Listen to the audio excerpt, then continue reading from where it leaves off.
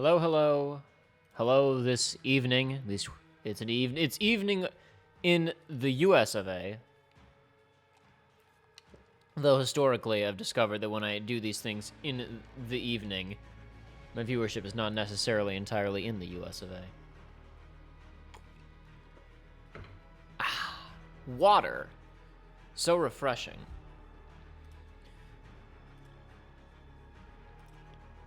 Quick moment. I post a little message that I'm actually doing this for people on Twitter.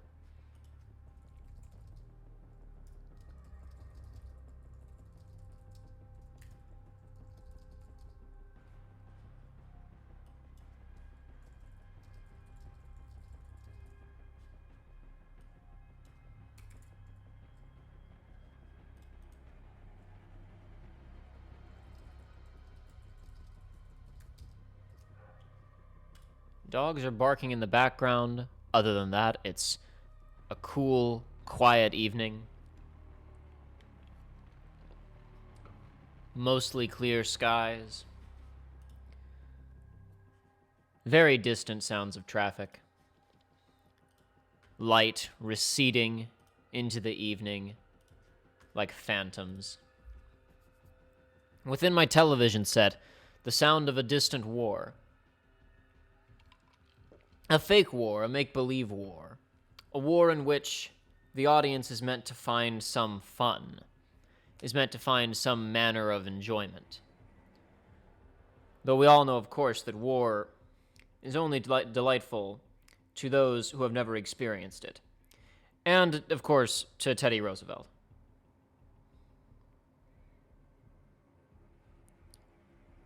How are the few people who are here doing this evening? Perhaps a few more will show up as the evening progresses. I know not.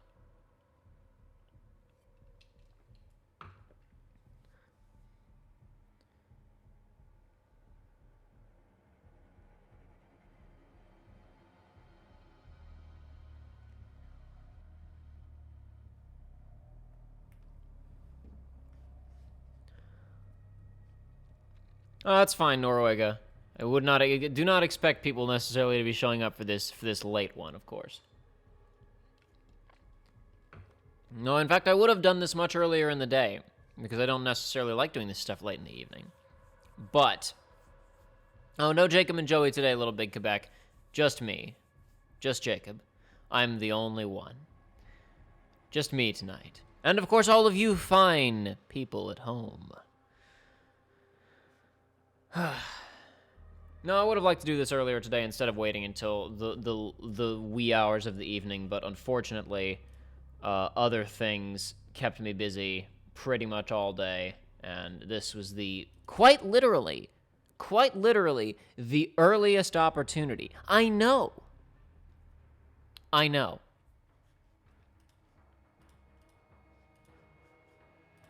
Well, unfortunately, if you were here for the stream that Joey and I did yesterday in this game, you will know that I was complaining that a gunfight was not in the playlist properly. It was only in as the OSP variant, which I played for a couple of minutes and bounced off of hard. I was hoping gunfight would be back in the rotation, but it is not. However, we do have realism, which is good because I would like to play a little bit of that. The one thing I regret is, the one thing I'm upset about, I don't think they ever put in realism with the nighttime maps, which they showed in some of the Game Informer stuff, which was kind of the footage that convinced me to even waste my time looking at this beta at all, so I'm a little bit upset that it wasn't included, but whatever.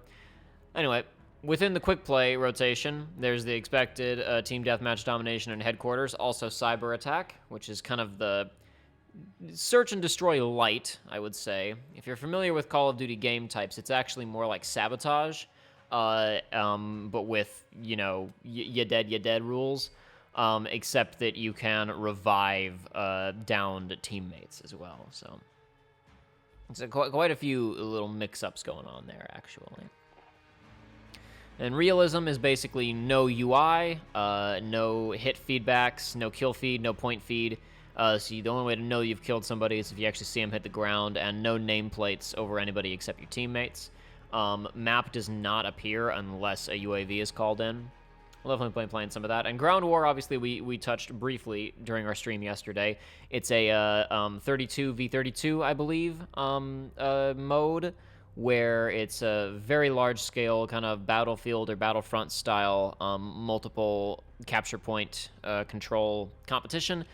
Very large-scale vehicles, all that type of stuff. I've played very few matches of this, probably like 5 total, and like 2 or 3 of them were yesterday. And every single time I've been in there, it's been a complete curb stomp, and that may just be early on. People aren't really sure what to do with this mode, or it may be the sign of some bad balance.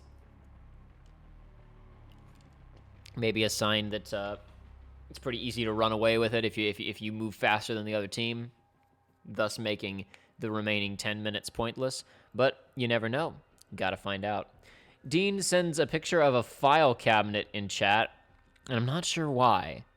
I'm not sure what this coded message could be implying. HK47 for Life says, I'm just playing some Borderlands 3. That might be what Joey's doing right now. I don't know. Probably not, because he has to be at work tomorrow. I technically also have stuff I need to work on tomorrow, but fortunately, I get to dictate my own schedule on many things. I don't get to dictate deadlines, obviously. But I get to dictate when I work on things, as long as I hit the deadline, as long as I hit benchmarks and some such things. But anyway, please, as people roll in this evening, please hit me with stuff to talk about. As per usual, please no Kingdom Hearts spoilers for anything past the current points of our playthroughs. In fact, if we could just keep Kingdom Hearts spoilers light in general, because there are some people out there who perhaps aren't caught up on the BBS playthrough and stuff like that. And please no Final Fantasy IX spoilers past the point where we currently are in the streams, all that kind of stuff. Let's keep everything nice and safe for anybody who is watching the channel and perhaps, you know, not ahead on some of our content. So, you know, it means no Kingdom Hearts 3 discussion. I know everybody's dying for that sort of stuff, and I gotta keep saying no until our playthrough happens, unfortunately. Or until I make a video about Kingdom Hearts 3, and it's just like, you know, don't watch it if you haven't played the game, and then everybody can say whatever the heck they want in the chat, and, you know, in the comments. Dean says, they are dividers. I tried to find the most random emoji possible. Why do dividers have their own emoji? I don't know. I don't really use emojis, but I did plunge into that menu a couple of days ago on my phone for reasons I don't need to get into. It's more of an experiment to see what the heck was in there. And I was befuddled by the absolute seeming uselessness of many of the items on display. Oh, I did actually unlock the other optic. Okay. I've tried using the sniper in this, and it's been mostly disastrous. However, because I feel like the sniper's just really, really sluggish. However, as I mentioned previously, I think that there's... Yeah, ADS sensitivity multiplier marksman scopes.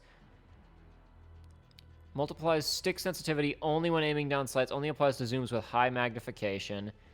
Multiplies stick sensitivity while aiming down sights, only applies to zoom with low magnification. I'm gonna bump this by quite a bit. We're just gonna see what happens. That may be a big mistake, but we're gonna see what happens. I'm gonna try and play with the sniper rifle, and we'll see if I can actually use it for a change. What's in here? Yeah, those are fine. I played 2 matches before I booted up the stream today. Did well in one of them, which means I will surely do poorly for the entirety of the stream. But, you know, that's okay. Because it's not about the gameplay. It's about all of us having a good time together and listening to these assholes. Goodbye. I still have to listen to him, but you don't until I mute everybody. There's no way, as far as I can tell, to mute everyone when you're in the lobby. You gotta wait until you're in-game to get the mute everyone option, which seems like a major oversight that a lot of multiplayer games actually have, I notice. HK47 for life, what was your reaction when Chuck Norris roundhouse kicked Xehanort in Cage 3? I don't know, I thought it was pretty sick, if I do say so myself. Actually, I say that, I'm not going to use the rifle just yet. We'll get to it later. Team deathmatch. There we go. Now everybody's muted. Bobcat, what is this emoji that I'm looking at? This little string of red beads or some such? I don't know what it is. Please enlighten me. Somebody's sending me strange emojis, and I don't know what to make of any of them.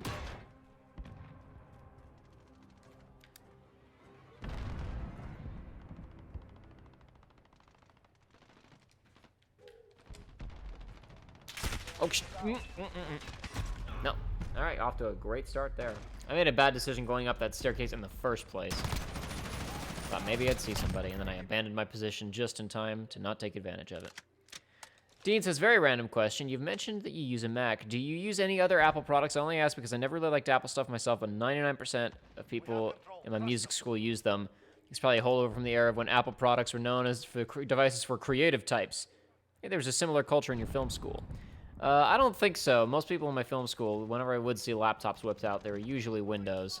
I don't really use any other Apple products because I don't like iPhones at all.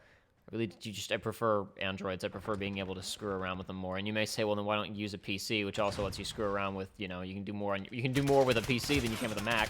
Okay, what's going on here? What just happened? What? That was very strange. Was that me? Was that the game? What the hell was that? Something strange happened. I don't know what it was. Okay, we're back now.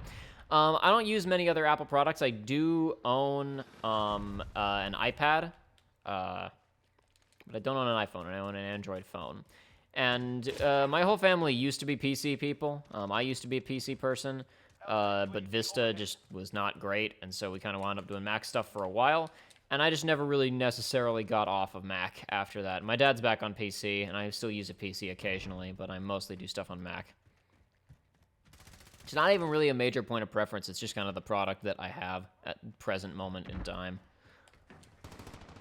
I've been thinking about getting a PC, partially for game stuff and partially for software that either doesn't run or doesn't run super well on Mac.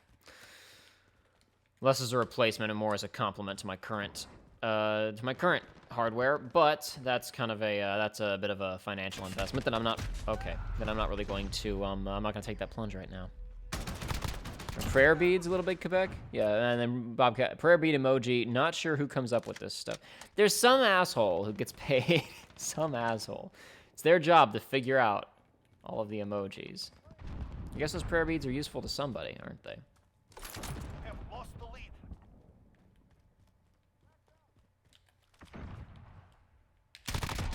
Reloading.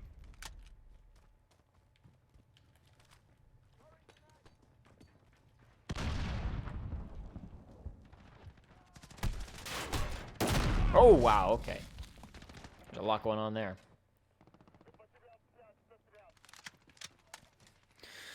Yeah, so obviously if you were in during the other stream, you've already heard me and Joey have quite the discussion kind of about Call of Duty as a franchise and our feelings on this reboot of Modern Warfare and a bunch of other stuff, so I don't want to get into that too much. If anything, if I do any major Call of Duty talk during this stream, it's probably going to be more about just design stuff. So if you're not a big Call of Duty man, even if you think you are a big Call of Duty man, you might hear us talk about some stuff you might not necessarily be familiar with during the prior stream that Joey and I did yesterday, which is up on the channel now. Should have been up earlier today, but I made some scheduling errors with it and the FF9 archive. Again, was busy for most of the day and did not have time to correct them, and I slid myself right into that claymore. That was just an absolute genius move on my part. I didn't see it until I was midway through the slide, and then I was committed to the position. The moral of the story is, don't slide. I think there's a moral. It's hard to say for sure, though. Wow, there's quite a lot happening here. Okay. Yeah, the hipfire in this is not fantastic. There be the love emoji, the love hotel emoji. Mm-hmm. HK says, do you want to start up the zombies talk again? No. Honestly, I don't have nearly as much to say on the zombies subject as Joey does anyway, because I never played anything other than the original map in World at War. I don't even remember what it was called. Just that one original generic joke map. Joey was the one who was somewhat invested in that scene and then got really disgusted by it. I am not in there. I have limited things to say on the subject. Gosh, man, this guy, he's really getting me.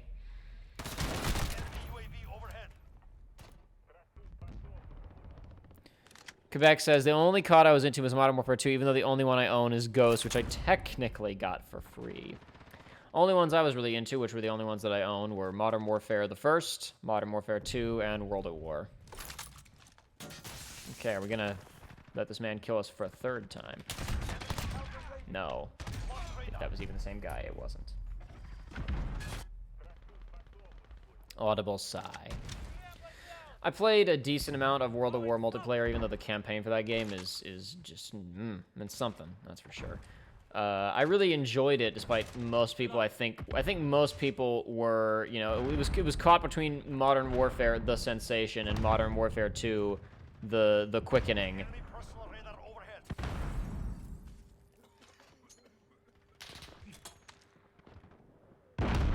So I think that most people were not really super duper enamored with World at War, but I personally really enjoyed the kind of the slower pace of it. Large maps, tanks on certain maps, a lot of bolt action rifles, which is not necessarily that common in a lot of a lot of fast-paced military shooters. It kind of slows down the feeling of the whole game when there's a lot of people running around with bolt actions. As silly as that sounds, but these things do impact the pacing and the feel of a game. These relatively minor things do have a significant impact. But of course, the player base, especially on consoles, for that game really shrunk in the following years, even though Modern Warfare, the original, and Modern Warfare 2 continue to this day to have populated servers on consoles, especially Modern Warfare 2.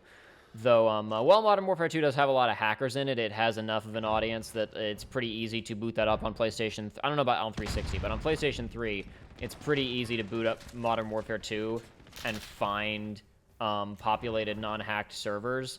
But for the original Modern Warfare, it is very difficult to get into a non-hacked lobby of that game anymore, which meant that I kind of had to give up on my love for it for a little while, because even though I like Modern Warfare 2, I prefer the original, both campaign and multiplayer.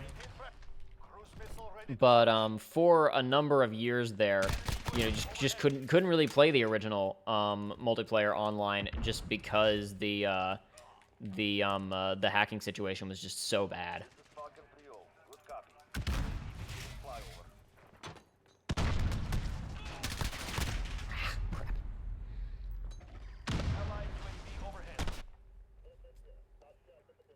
However, when there was, of course, a glimmer of hope when Modern Warfare Remastered happened, but for a while it was tied up in Infinite Warfare, which I had absolutely no interest in. Then, of course, it became an independent download, and I still was like, Then it became free through PlayStation Plus, and I was like, okay. And guess what? I have like another, I don't know how many hours. I have a ludicrous number of hours in Remastered, considering I've only had it for like, I don't know, 4 months or whenever it became available. That was a good month. That month was, I believe that was the month after they stopped supporting Plus games on Vita and PS3. So they wanted to come out swinging, and it was like Modern Warfare Remastered and The Witness, which I still haven't dived into The Witness yet, because I've been thinking about kind of how I want to approach that. I've been thinking for a while about possibly doing that with my dad. I think he'd find that neat, but there's other things kind of on the list of games that I want to play with my dad before that one. And he's usually a very busy man, so I have to choose wisely.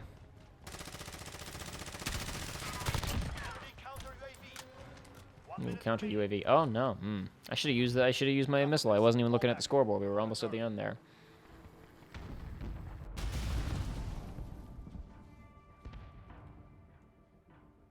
Bobcat says, I love it when big corporations try to exploit my nostalgia by soullessly remaking something from my childhood. It really makes me feel like an adult. That's the thing. This Modern Warfare reboot seems to have very, very little to do with the I guess you would say, the continuity of the Modern Warfare trilogy. Because the Modern Warfare trilogy had, like, lore and characters and tie-in comic books. It's just important to understand that the Modern Warfare series became pretty ridiculous and up its own ass by the end, just like all of Call of Duty eventually became. Not all. That's not unfair, as the series eventually started to become. It's very weird. It's a very strange series. And as we talked about last time, people say this series is all these games are the same. They're not. It's a very interesting series, a very interesting arc over the course of its lifetime. But while Modern Warfare the First was attempting to be kind of a political thriller with some grounding in real life, And it was called Modern Warfare because it was attempting to reflect the experience and the way that war. It was attempting to reflect the experience of modern war in some ways, not necessarily experience isn't the right word. The not just the aesthetics, because that's not right either. The external experience, I guess I would say. Many of the ways that people around the world perceive war being fought today, the way that we experience it and understand it in our current lives. I don't want to talk too much about Modern Warfare in case Joey and I do ever go back and play it. I did that playthrough of it with Aiden years ago that just never came out. Oh, come on, Jacob. You can do it. There you go.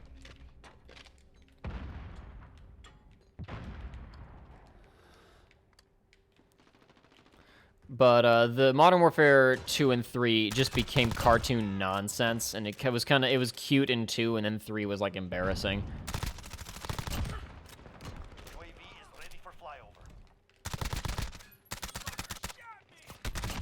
Okay, wow. Were they all spawning right underneath me? That was ridiculous. Yeah, my whole team's on this side of the map, which means they all got wiped, I guess, and the enemy were all spawning on my side of the map. But anyway, the way that they're talking about this game is, like, despite the fact that, sure, like, Captain Price is in it, I guess, but, like, outside of that, it appears that, and, like, I guess they've been cagey about other characters, but clearly there are going to be some other, like, recognizable characters from the original series in here, or at least, like probably in name only, in that soft reboot way, or in characteristics only, but not necessarily in backstory or whatever else.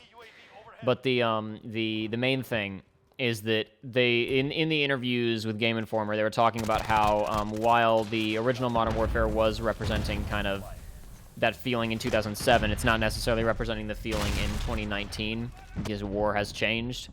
War functions a little bit differently, and the public perceives war a little bit differently right now than it did in 2007. It's been a while. A lot of stuff has happened.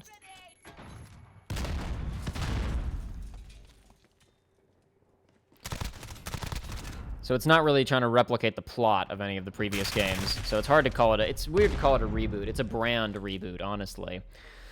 You could do another modern, I think this is a good idea, but you could hypothetically do another Modern Warfare in another, another, 10 years, and have it be about whatever the hell's going on in the world 10 years from now. I don't think that's necessarily a good idea. I'm not encouraging them to do that, but I think at this point, Modern Warfare is now, if Modern Warfare were used correctly, the first game, and potentially what they're talking about trying to do this game, trying to create something that represents kind of the current political climate, the current nature of war as it's fought in the modern day. But, as I just said, Modern Warfare 2 and 3 were not about Modern Warfare as in Modern Warfare that is conducted in the real world. They were about Modern Warfare as in the Call of Duty series with its own internal lore and characters and nonsense.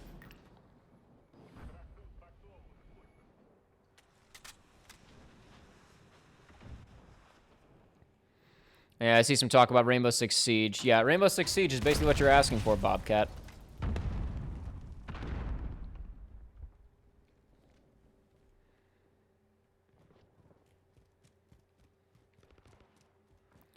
Roxas 1080 says, I can see Ghost from Modern Warfare 2 returning. Yeah, I'm sure there will be somewhere in the game somebody with a skull balaclava or with the codename Ghost. I'm sure it'll happen. It's too much nostalgia bait to pass up, which is the thing where it's like, which is where a lot of my skepticism of this game comes in. Again, not to have this discussion too much because I just had it during the last stream, but like, okay, if they are really wanting to make another serious political thriller shooter, it's not really the place to do nostalgia pandering to a 2007 video game necessarily. And it's a weird thing, because for those who don't know, Captain Price, who's kind of one of the main characters of the Modern Warfare series, is technically not introduced in Modern Warfare. Part of the reason why he has that magnificent beard is because he was originally a character in Call of Duties 1 and 2. He was a British officer in World War II. And then, mysteriously, someone with the exact same name and same appearance shows up in the Modern Warfare games. And it's not really, the anachronism is not explained or addressed. And I think it was partially just he was the Infinity Ward studio mascot, if you will, the kind of reoccurring character that was recognizable. But I think the other kind of factor as to why he appeared, I think it was deliberate, and perhaps this is me reading into things too much. But there's a lot of stuff in the original Modern Warfare about the relevance of individual soldiers in a digital age. And specifically the relevance of the relevance of old soldiers, if you will. Kind of a lot of Metal Gear Solid 4 angst, actually, a year before Metal Gear Solid 4 happened. Or 2 years before, whenever Metal Gear Solid... Yeah, Metal Gear Solid 4 was 08, and Modern Warfare was 07. There's a very famous level in Modern Warfare, the original, where you play as an overhead, as an AC-130 gunner. You're basically a drone pilot, right? And the level is interesting because it essentially plays the way that it would play if you were actually piloting a drone and shooting people. And that's kind of weird, because the experience of, as someone who has fired guns in real life, not necessarily an MP5, but who has at least fired a weapon very similar to this one, this pistol, the experience of firing, reloading, and managing weapons in real life and running around is obviously different from the real experience. Even if you've never fired a gun before, obviously the experience of doing all the stuff that I'm doing in this game right now, sitting in a chair on my ass with a video game controller, is pretty different from doing it in real life. But in the level in question from the original... Oh, wow, yay, armored car, whoopee. A little remote-controlled car killed me. Good for you, pal. The difference between being a drone operator in fake video game land and the difference between a drone operator in real actual life is not that wide.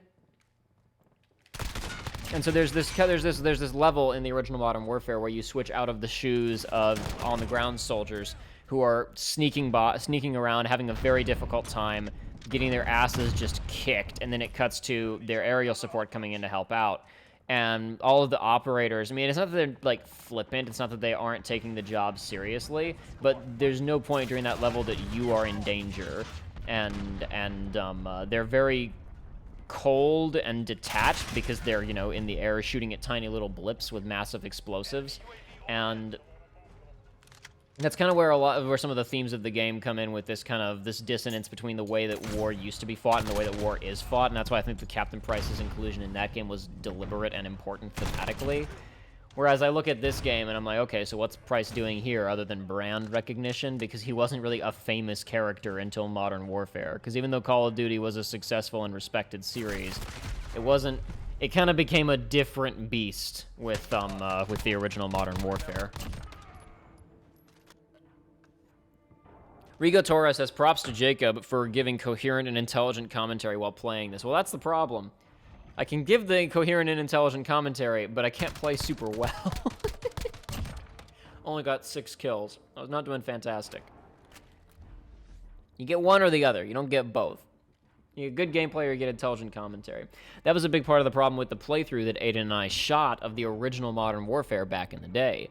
Was I was trying to give to use your words, your very appreciated and kind words, coherent and intelligent commentary. I was trying to talk about the original Modern Warfare in an intelligent, coherent way, while also playing a relatively fast-paced, somewhat difficult single-player shooter, because I think I probably had the difficulty on hardened. I was like, I ain't no coward, and that made it very difficult to have a nuanced discussion about the game's, like, politics and kind of the history that it's reflecting and all kinds of stuff. And I wound up butchering a lot of points that I wanted to make. I realized when you guys know just from watching me, you guys probably know more of them than I do. I misspeak a lot. I'll just swap out proper nouns on accident, and I'll just say things on accident that, like, maybe Joey will point them out. Very frequently in the Kingdom Hearts playthroughs, I'll say the name of I'll say the wrong game. You remember that? Like, I remember there were a couple of times in the Dream Drop Distance playthrough where I said coded and I meant Chain of Memories. I remember seeing that in the edit. And there was stuff like that in the Modern Warfare playthrough, but instead of it being about stupid Japanese video games, it was like major historical and military events. And I was like, I don't know if I should. It wasn't so much I don't know if I should release this, but it was like, this really is not the highest quality that I could be offering to the people. I could probably stand to do a bit better than this. And I wound up I never even finished editing that playthrough completely. I got like halfway through it, and I was trimming a lot of either A, like kind of fat, or B,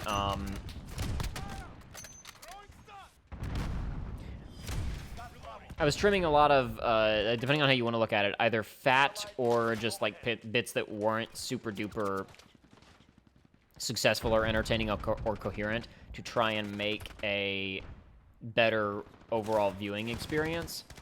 But the kind of problem that came from that was that it wound up being really sparse. Like, it was sparse in the first place, because that was the first thing I'd ever recorded with Aiden, so she was kind of getting her sea legs. It wasn't we recorded a couple of things beforehand, but like little things just kind of as practice.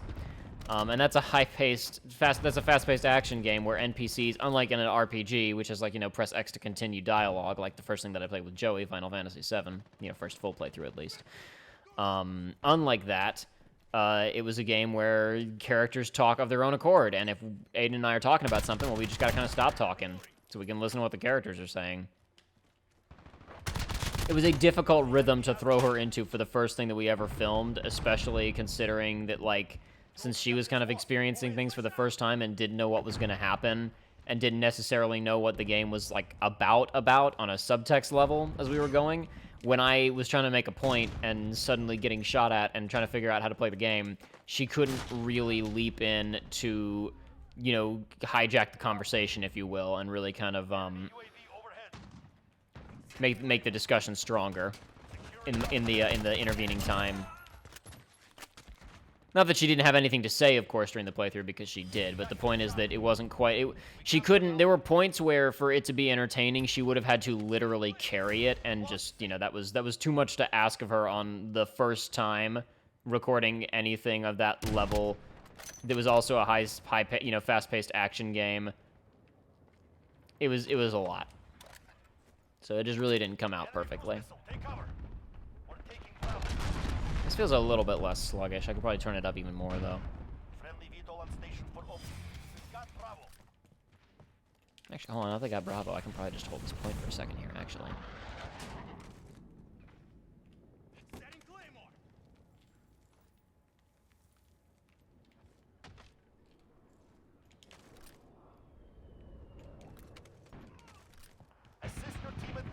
Oh, hold on. Got him.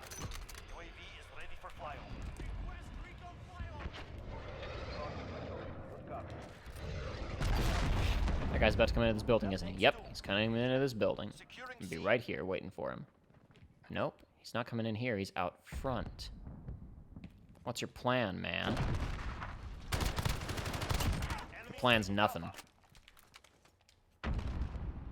Securing Charlie. UAV is out of fuel. You're needed at B. Hold all objectives. Your plan is nothing, my man. But anyway, I don't remember exactly why did I start talking about that. Oh yeah, talking about the style of commentary or whatever. It was just really difficult to provide. Why am I hurt? Oh, that was strange. It was very difficult to provide really good commentary when we recorded that full playthrough. So wound up not coming out. But perhaps Joey and I have been talking about doing some of the Call of Duty games on stream, because most of them are pretty short.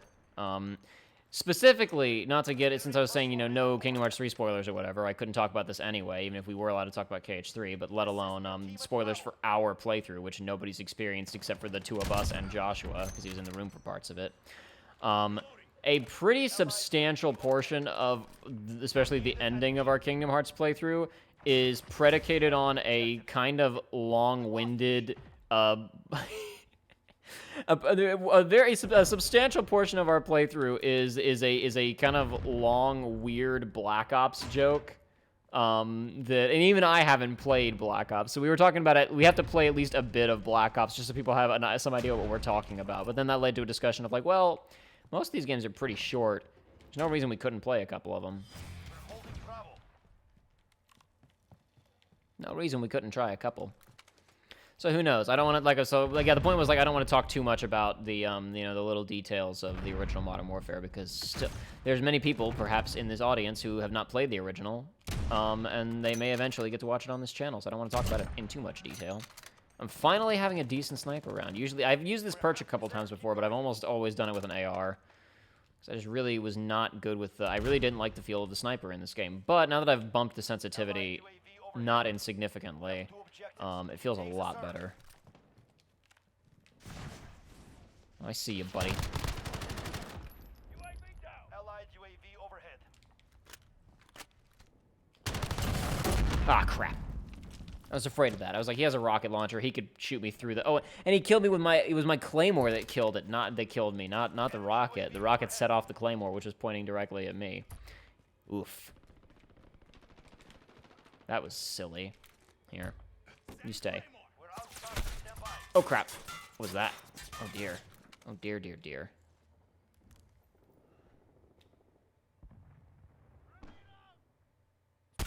Damn it. He saw me before I saw him. I tried to... Oh, man, I tried to slice that as best I could, but it just did not work. Oh. Rigo Torres says, that's fair, and all that matters is that you and Nate had fun doing the LP. We did have fun doing it. We had fun recording it. That was quite some time ago. That was like around the time that the Chain of Memories playthrough release was when that was originally filmed. So it was that was a while ago that happened. And I've thought about finishing it and releasing it as like a Patreon thing. You know, like as a reward for Patreon users, that they can like watch it over there or something like that. Because I just don't think it's of quite a high enough quality for me to want to release it as like a main thing on the channel, especially because now it's old. It's been quite some time since it was filmed. It'd be a bit weird. I didn't do much to help in that one, did I?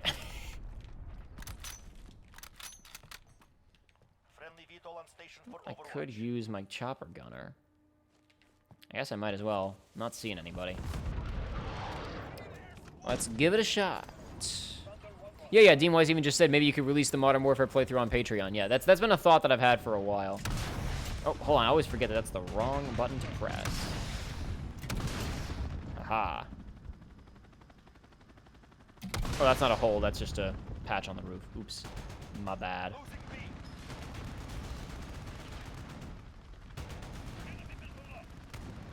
Uh-oh, a missile lock, that's no good.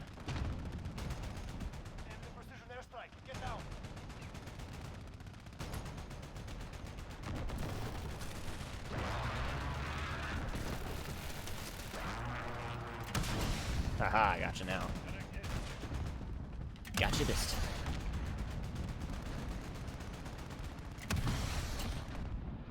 time. Yeah, well, accomplished a little something. They've also changed it so the kill streaks, kills that you get with kill streaks don't actually count towards another kill streak, which is, I don't know, maybe that's been a changing call. Maybe that's been changed for a while, but that used to be just absolutely broken, busted in the older games, because it's like, you'd get a care package in Modern Warfare 2. Oops, I pulled an AC-130, just got a 25 kill streak. Now I have time to call in a chopper gunner or another AC-130. Absolute nonsense. Abject nonsense. That doesn't exist anymore, at least in this game. I don't know how it is in the other ones. I don't even remember what it's like in Black Ops 4, primarily because I don't play it. I never played enough of the standard multiplayer to really internalize its rules. I did play a bunch of it, but I just never really, never really enjoyed the standard multiplayer. In Black Ops, just wasn't my... In Black Ops 4, that is. Just wasn't my thing. I was there for Blackout, as I talked about on the previous stream. This is our fight. Stay focused. Enemy UAV I'm finally having a sniper round. I can't believe it.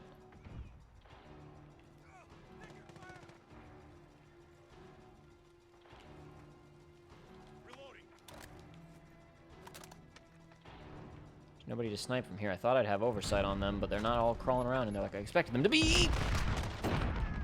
Ha! Look at that. That was amazing. I saved myself with a well-placed claymore. What do you think of that, idiot?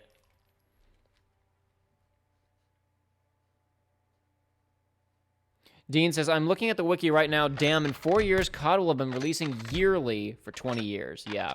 To be fair, in the early days, it was a lot easier to make video games like this, much cheaper. And then later, it became like, now there's 4 studios working on Call of Duty. There are the 3 main studios, Infinity Ward, Treyarch, and Sledgehammer. And Sledgehammer joined the little duo, I want to say like 4 or 5 years ago.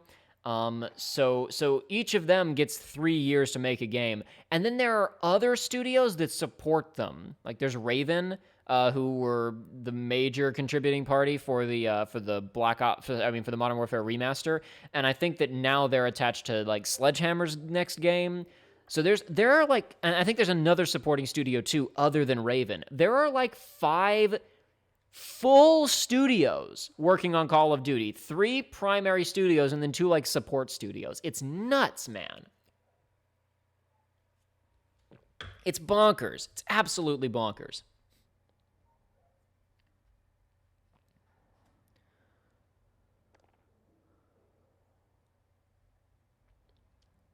Dean says trying to get Joshua to leak the ending of the KH3 playthrough. I don't think he'd say anything that would shock you too much, Dean.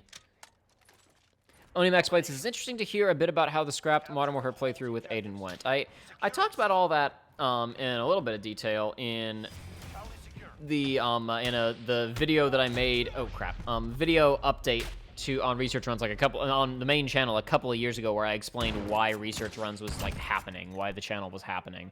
I briefly talked about it. Basically said everything that I just said, but in significantly less detail because it wasn't as important, and I was trying to make a brief update video, not a unscripted dissertation in the middle of a Call of Duty stream. I think I just saw a man coming down the street. Airborne daddy gonna take a little trip. I thought I saw a man. Guess it was just my imagination running away with me. It was just my imagination running away with me.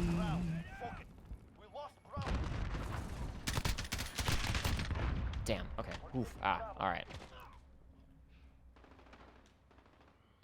Yeah, health takes a while to regenerate in this one compared to some other Call of Duties, especially because they're actually, I talked about this on the previous stream, there are types of ammunition that slow down your healing, which is interesting.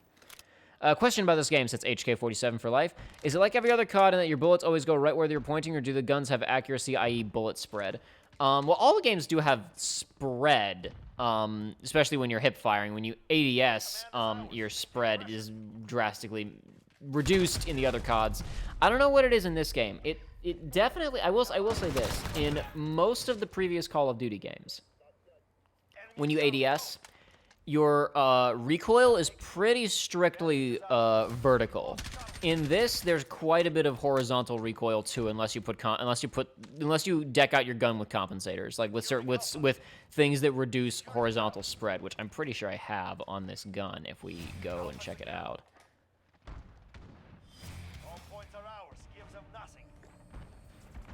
Perhaps I don't. I thought that I did, but perhaps it was my imagination yet again.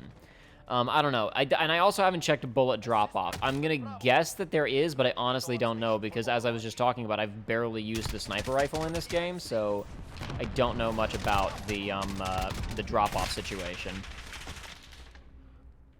And as for like actual like bullet spread, just your general spread, that'd probably, because that's so hyper specific, I would probably have to ask a developer. But you know what? I guess we can conduct a little test right now, can't we? Oh, hold on. Okay, that's good. That's one of our guys. Let's conduct a test, shall we? It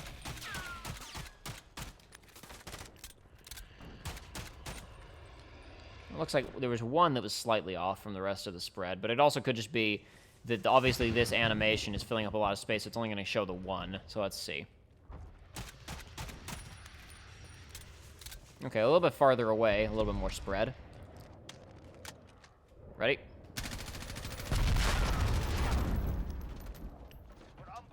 That was obviously, I was not compensating for recoil at all there. I took my fingers off the stick and just held down the trigger. Does look pretty consistent, but as you can see, there's a little bit of left and right. There's not a perfect curve along that line. There is a little bit of horizontal variation. So it's not laser pinpoint accurate, but there's a little something. There's a little bit of something. Allied UAV overhead. Securing Charlie. Enemy UAV overhead. Allied support HK says, I guess what I mean is that COD guns function like lasers. Games like Battlefields have actual accuracy, meaning that if you're pointing at someone, you won't necessarily hit if accuracy is bad. Well, there are and this is something that's in all the games, obviously, so this isn't necessarily new, but there is range, but it's more just, it's less that the bullet spreads more at distance and more that I think it's that the bullet does less damage at certain distance and eventually just, I don't know if there's like a point where it just literally doesn't travel anymore. I don't know. I wish that I could answer these questions, HK, because these are things that I wonder about myself, but I haven't seen any documentation on them, like from the official sources, and I haven't done enough testing to find out myself. Roxas180 says, did you expect your Disney remakes video to blow up like it did? I hoped that it would do well. I did not expect it to do as well as it did, especially considering that there are plenty of other videos on that subject already. Most of them I kind of ignored, actually. I hadn't really watched a lot of videos on the subject because I already knew how I felt, and I didn't really feel like watching, The main reason I made mine was because the few that I had seen were mostly about the oh man, capitalism and ruining my childhood angle, which I wasn't as interested in as the animation is being, you know, this is not good for animation, what these movies are doing. So that was the main reason why I made the video, and I hoped that it would play to a general audience and it would get some views. I did not expect it to suddenly, over the course of like a week, get 100,000 views. That was not expected. But unless you're JonTron, you don't expect those sorts of things. It's it's really difficult to talk about when people say, "Did you expect the video to do that well or not?" You never know, because I make stuff that I expect to do well. Like, for example, and perhaps it was just too late to the party. Perhaps it was just too late to the party to do well. But the video on the KH3 opening, syncing it with Lifelight from Smash Brothers, I figured that'd show up on the KH Reddit and get 10,000 views, but it did not. It has like 2,000 and hasn't moved an inch. Now, of course, that's not necessarily fair because I put that out months after KH3 was done, and so hype has dissipated, obviously. I guess I figured maybe fans would pick it up. Like I said, it might wind up on KH Reddit or whatever, and then maybe people would see it, but it didn't wind up happening. Crap.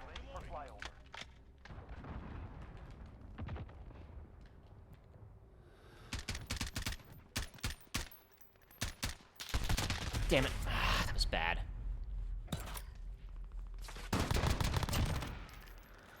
Whew.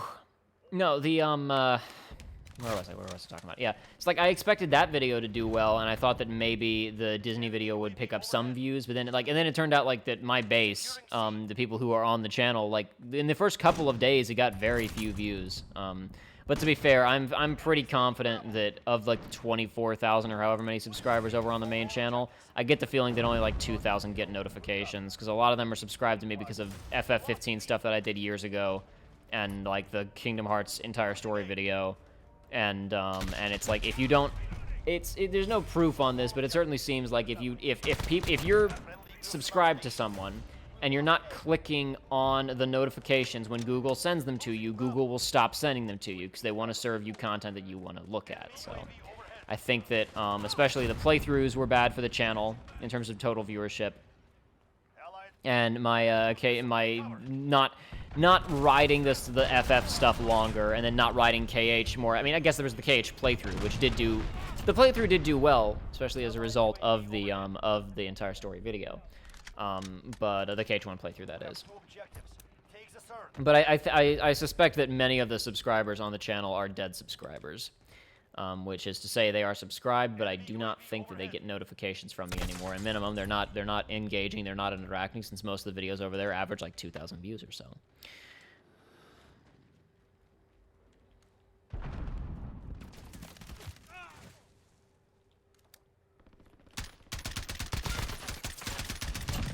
Gotcha.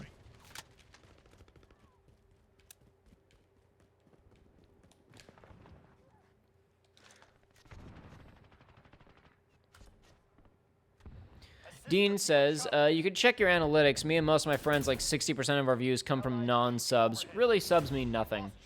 I have looked at mine, and I don't know the numbers off the top of my head, but it's interesting. It kind of varies a lot on a video by video basis for me. But I'm not like mad at I don't know.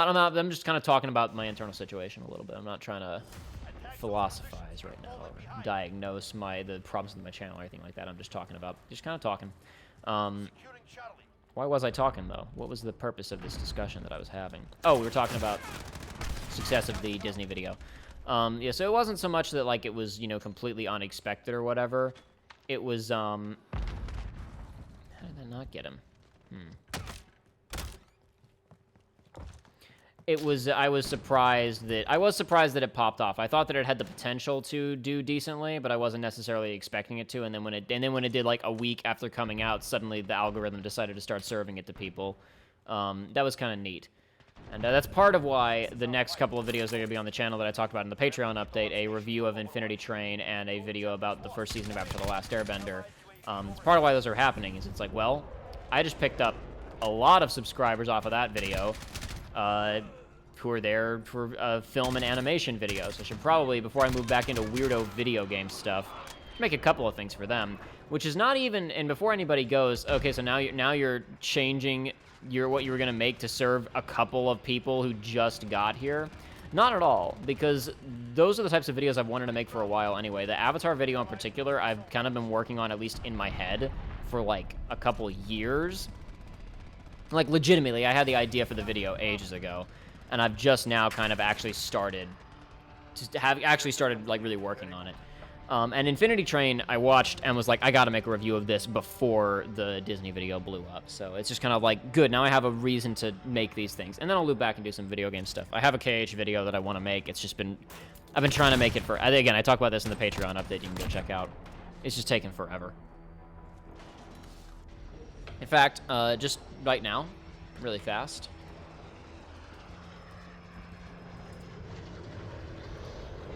I will go ahead and plop a link to that in the chat for anybody who perhaps has not seen it. I did post something in the community tab here on Research Runs, and there's a link on Twitter, but in case you didn't see it, I'll go ahead and plop a link to that update in chat. So anybody who's watching this now, or perhaps watching the archive later, can go and read that little update. I kind of talk about the situation. The situation.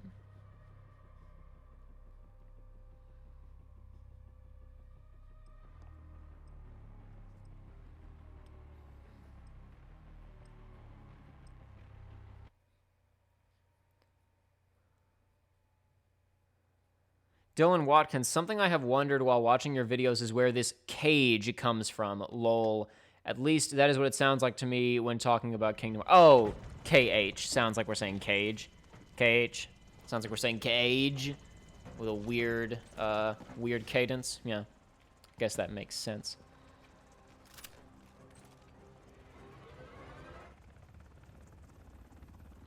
Team deathmatch. We've got enemy inbound. Lock and load. A little bit Quebec. Don't answer this if you think this is spoilerish. Do you think the next KH will be a numbered centered game on Sora or an unnumbered game DSCOM BB? Well, they've already said it's going to be unnumbered. I'm not, again, no spoiler, no KH spoilers or anything, but it has already been stated that there will be another KH game before Kingdom Hearts 4, and it seems very obvious to me what it will be.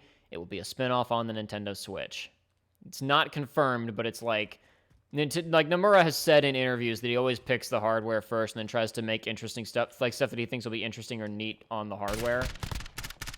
How did that guy not shoot me first? That's insanity. He had a sniper rifle and I have a crappy SMG.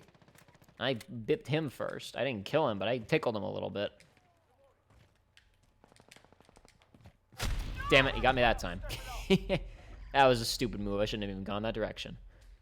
I thought maybe he would be a big coward and I could get to him. But maybe he'd still be hiding, but he was not hiding. What was I saying? What was I talking about? I don't remember what I was talking about before that. Damn it. Damn it. I stole a semi. Did not go well for me there. Oh, yeah. Nomura said, like, I picked the hardware first, and there was some interview somewhere, I forget what it was, but I know that it existed because it was going around and people were saying, yes, obviously it's going to be on Switch. He was talking about, like, he said something about, like, the Switch being neat. Something like that. There will be and then there was, like, specifically stated there will be a spin-off before 4. So there will be a Kingdom Hearts spin-off on the Nintendo Switch that will then probably get an enhanced port to PS4 2 years later, and then Kingdom Hearts 4 will come out. That is the reality that you should expect. That is not the reality that is confirmed. That is the reality that you should anticipate, though. Roxas 1080 says, I think that's going to annoy a lot of people if it's a Switch-only game. Hell yeah, it is. It's going to annoy a shit ton of people. They don't care. That's an opportunity to make twice the money, don't you see? Then they can sell it again on another console at a later date. And the people who bought it on the Switch will buy it again, and the people who didn't buy it the first time will buy it at that point. It's genius, don't you see? Don't you understand the business acumen required to construct these plans? I don't think I use this at all on stream. I barely use this thing. I tried. I really tried. I want to like it. The fire rate's too low. I keep getting into straight firefights and just dying. That wasn't a good example. That was my fault. He was covered and I was not.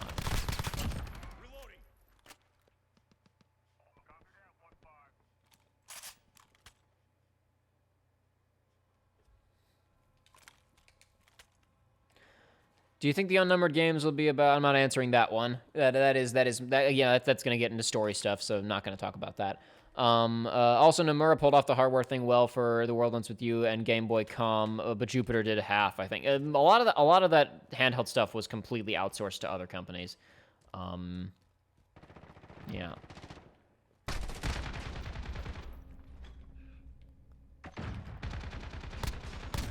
How did I even live that long? I don't know. That was insane.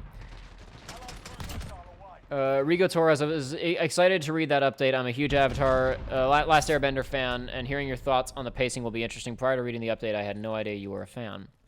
We never talked about it on the show before, really? That surprises me. But yeah, no, I've wanted to make the video on Season 1 of Last Airbender for quite some time. It's to go into a little more detail than I did, because, you know, whatever, it'll be out eventually. To go into a little bit more detail than I did in that update. The video is kind of part of sort of a series that I want to do. Or I guess not necessarily a series. A style of a video, we shall say. And I'm not sure exactly what I'm going to call this series, or even what I'm going to title the videos. I'm really struggling to figure out what I'm going to call them. To kind of communicate what they're about and also make them appealing to click on. Really have not figured that half of it. Have not figured that part of the equation out yet. But the idea is, if you've ever watched a TV show that isn't like an HBO miniseries, it's like, you know, a running show that goes on for a while. I'm sure you have noticed this. Shows kind of take a while to solidify their identity oftentimes. Because unlike a movie where it's like, you know, you write it and then you shoot it and that's the product. With TV shows, you have a longer period of time of the cast, the writers, the production crew, everybody kind of getting comfortable, getting feedback from an audience, figuring out what works, what doesn't, all that kind of stuff. And oftentimes it takes a little while. Wow, he was ready for me. Okay, I'm hoping that didn't look like that on his screen. I'm hoping that was just kill cam glitching, because if that's what that looked like on his screen, that's a bug that needs to be fixed. Anyway, whoa. Yikes, yeah. Okay, no more of this thing. No more of this garbage. You know, we'll switch back to the assault rifle, why not? Boring, but it's what we're gonna do. I'm sure as you've watched TV shows, you've noticed that sort of thing. That like the ebb and flow of a TV show, it'll kind of change as the cast, the crew, everybody kind of gets comfortable, and the thing kind of sorts out its identity. And oftentimes when you watch a TV show, I'm sure you've had this experience of recommending a TV show to your friends and going, listen, first couple of episodes / first season, kind of rough, but hold out until you get to this point. You know what I'm talking about. If you've ever had this experience of recommending a show to somebody, you go, listen, don't drop it until you get to this episode, right? Give it a shot, and if you still don't like it after this episode, then that's fine, but, you know, give it a chance until here. I kind of want to make a show about that, because the way that the pacing of shows work is like, you know, obviously in any story, you learn more about what the story's about and who the characters are and how what the rules of this story are as it goes on. That's kind of what the entire first act in most stories is about. But in TV shows, that process goes on for a lot longer as you kind of learn who all these characters are. And indeed, in many shows, the essence of who characters are and aren't will change over the course of the show's runtime. One really good example is Community. The cast of that show really shakes up quite a bit as the show goes on. Not in terms of the literal cast does shake up in terms of who's on the cast, because certain actors leave and new people come in. But it's also just like what the characters are changes a lot. Like Britta in Community kind of goes from being the leading woman to kind of, not to be too insulting to her, but to kind of a gag character. But that's not, and that's, I don't want to say that too much, because for people who haven't watched Community is kind of a show that's interesting because any of the characters can become main characters. The first season starts out and it's like there's a very definitively clear main character. I'm about to die. That guy's totally going to get me. Yeah, he killed me. He walked in there and he killed me.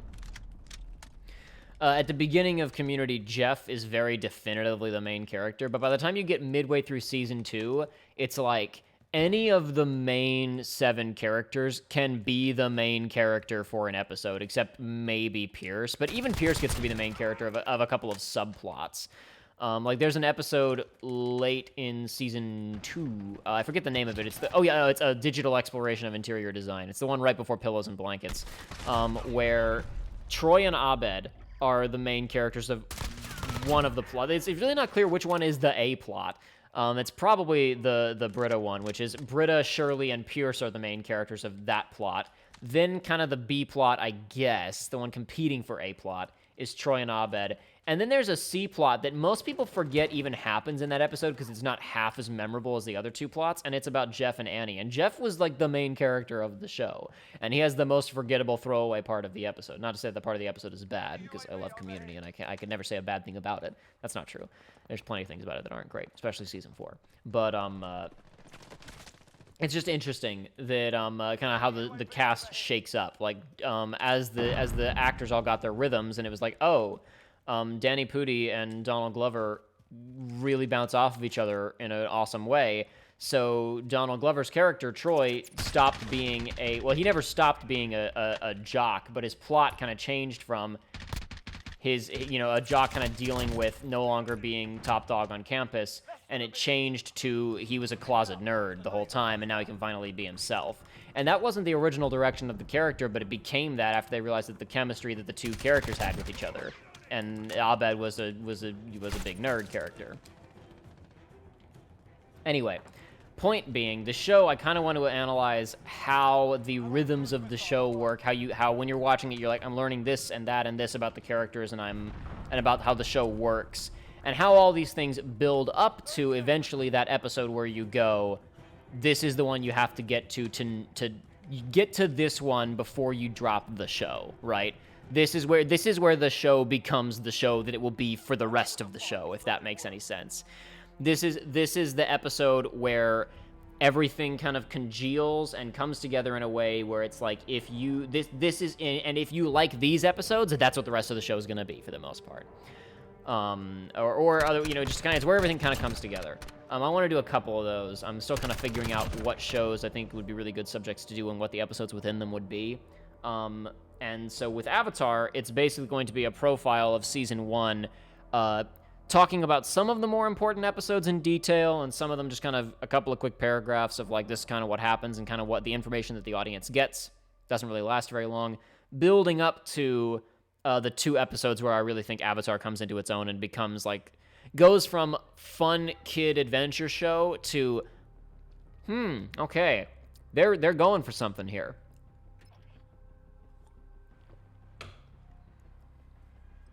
For anybody who's wondering, the 2 episodes in question in Avatar: The Last Airbender that will be the main subject of the thing, where I'm proposing that this is where the show becomes the show, are The Storm and The Blue Spirit.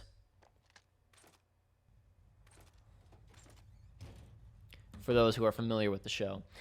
Dean says, you could call it the drop-off point. Nah, I don't know. I suck at names. I've thought about calling it Don't Drop It. I kind of like that. It's got kind of a nice sound to it, but again, I'm concerned about clickability and clarity of what it is, what it's actually about. So I gotta figure that out. It's gonna take a little time, but that's okay because the videos it's gonna be a few more weeks before that comes out. Unless, I don't know. I've been really stuck on the Infinity Train review. I'm kind of having a hard time writing it, so might wind up switching and prioritizing the Avatar one and doing that first. I don't know. Unless I have, maybe I'll have I've been really busy this weekend because I was streaming with Joey most of the day yesterday, and then today, as I said, this stream right now is literally the first free time that I've had all day. So maybe in the next 2 days, I will make a major breakthrough with the Infinity Train script, and video will get done and be out by the end of the week. And if not, then I will probably alternate and pay and give more of my attention to the Avatar one, which I've also got a decent chunk of done.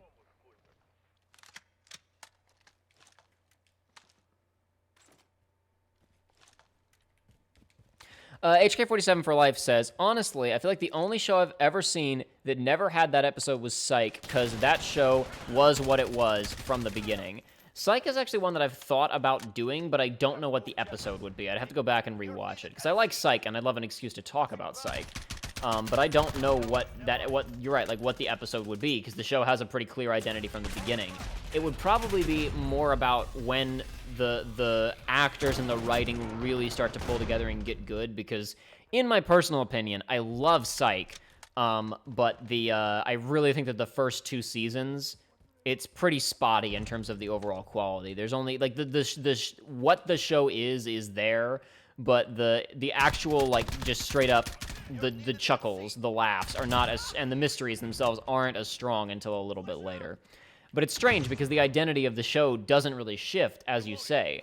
It's more just that the actors get more comfortable, the writers get more comfortable, and it just becomes funnier. So I'd be hard pressed to figure out exactly what the episode is where it kind of congeals. Uh-oh, somebody's in chat.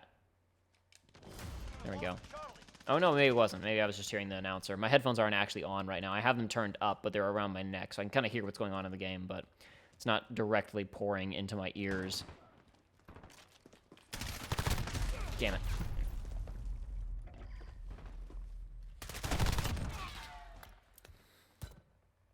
Yes, Onimax Blade, Pillows and Blankets is in fact the pillow fort. Well, technically, from a purely technical standpoint, there are 2 episodes about forts in Community. One of them is a blanket fort, and one of them is about a pillow fort and a blanket fort. Pillows and Blankets is the one that is about the pillow fort and the blanket fort. It's also a Ken Burns parody. It's a parody of Ken Burns' The Civil War, the documentary.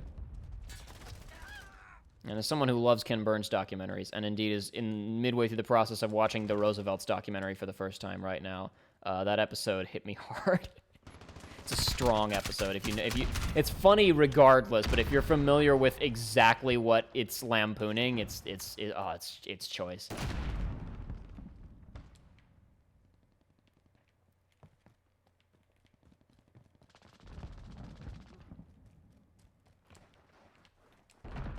I think my favorite Ken Burns documentary is Baseball, actually.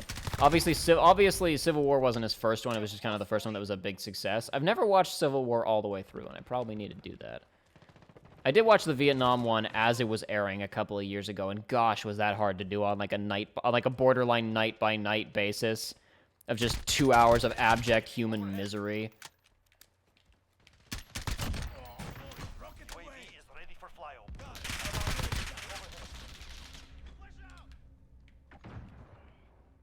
Damn it.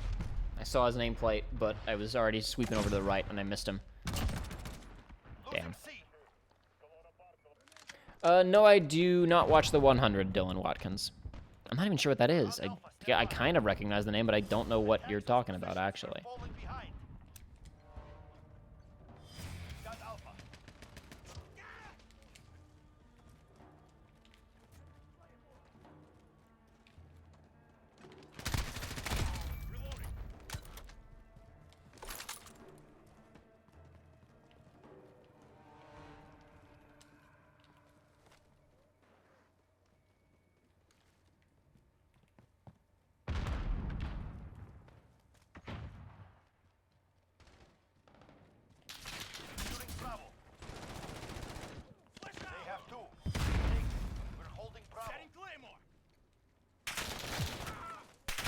Ah, damn it.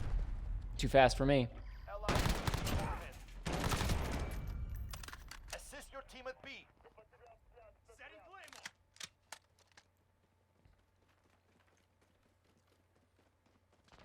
We lost Bravo.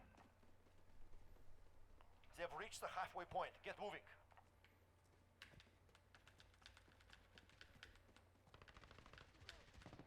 Just glancing over at chat real quick, folks.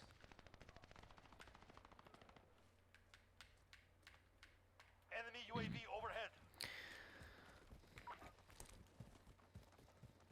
I'm probably going to switch up game modes in a second here. I will either flip over to realism or to ground war just to see what's up. Two objectives lost. Move in.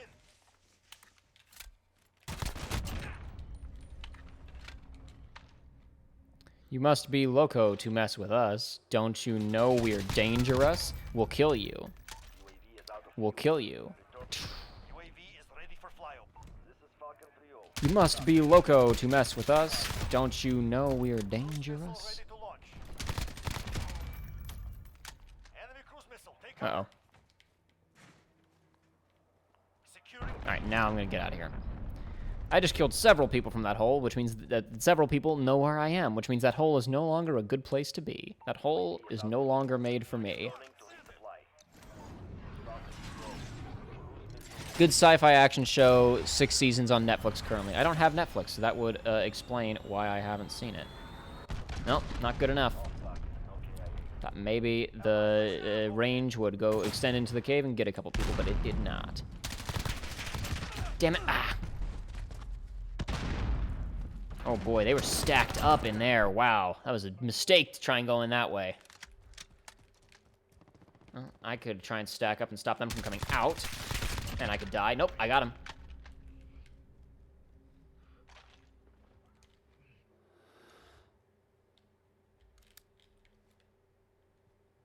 I really am noticing a profound difference between full auto and single, which is nice. While you can still shoot pretty fast on semi-automatic, it's pretty much as fast as you can hit the trigger, actually. Just the way that the recoil works and the spread is noticeable. And when you're trying to hit somebody from a distance, it's just so much easier to control it from single, which, I mean, makes sense, obviously. That's the way that it would be, but sometimes it just doesn't work that way in los videojuegos, so it's nice that it actually does really have a noticeable impact on the feel of gameplay. I don't know what to do now.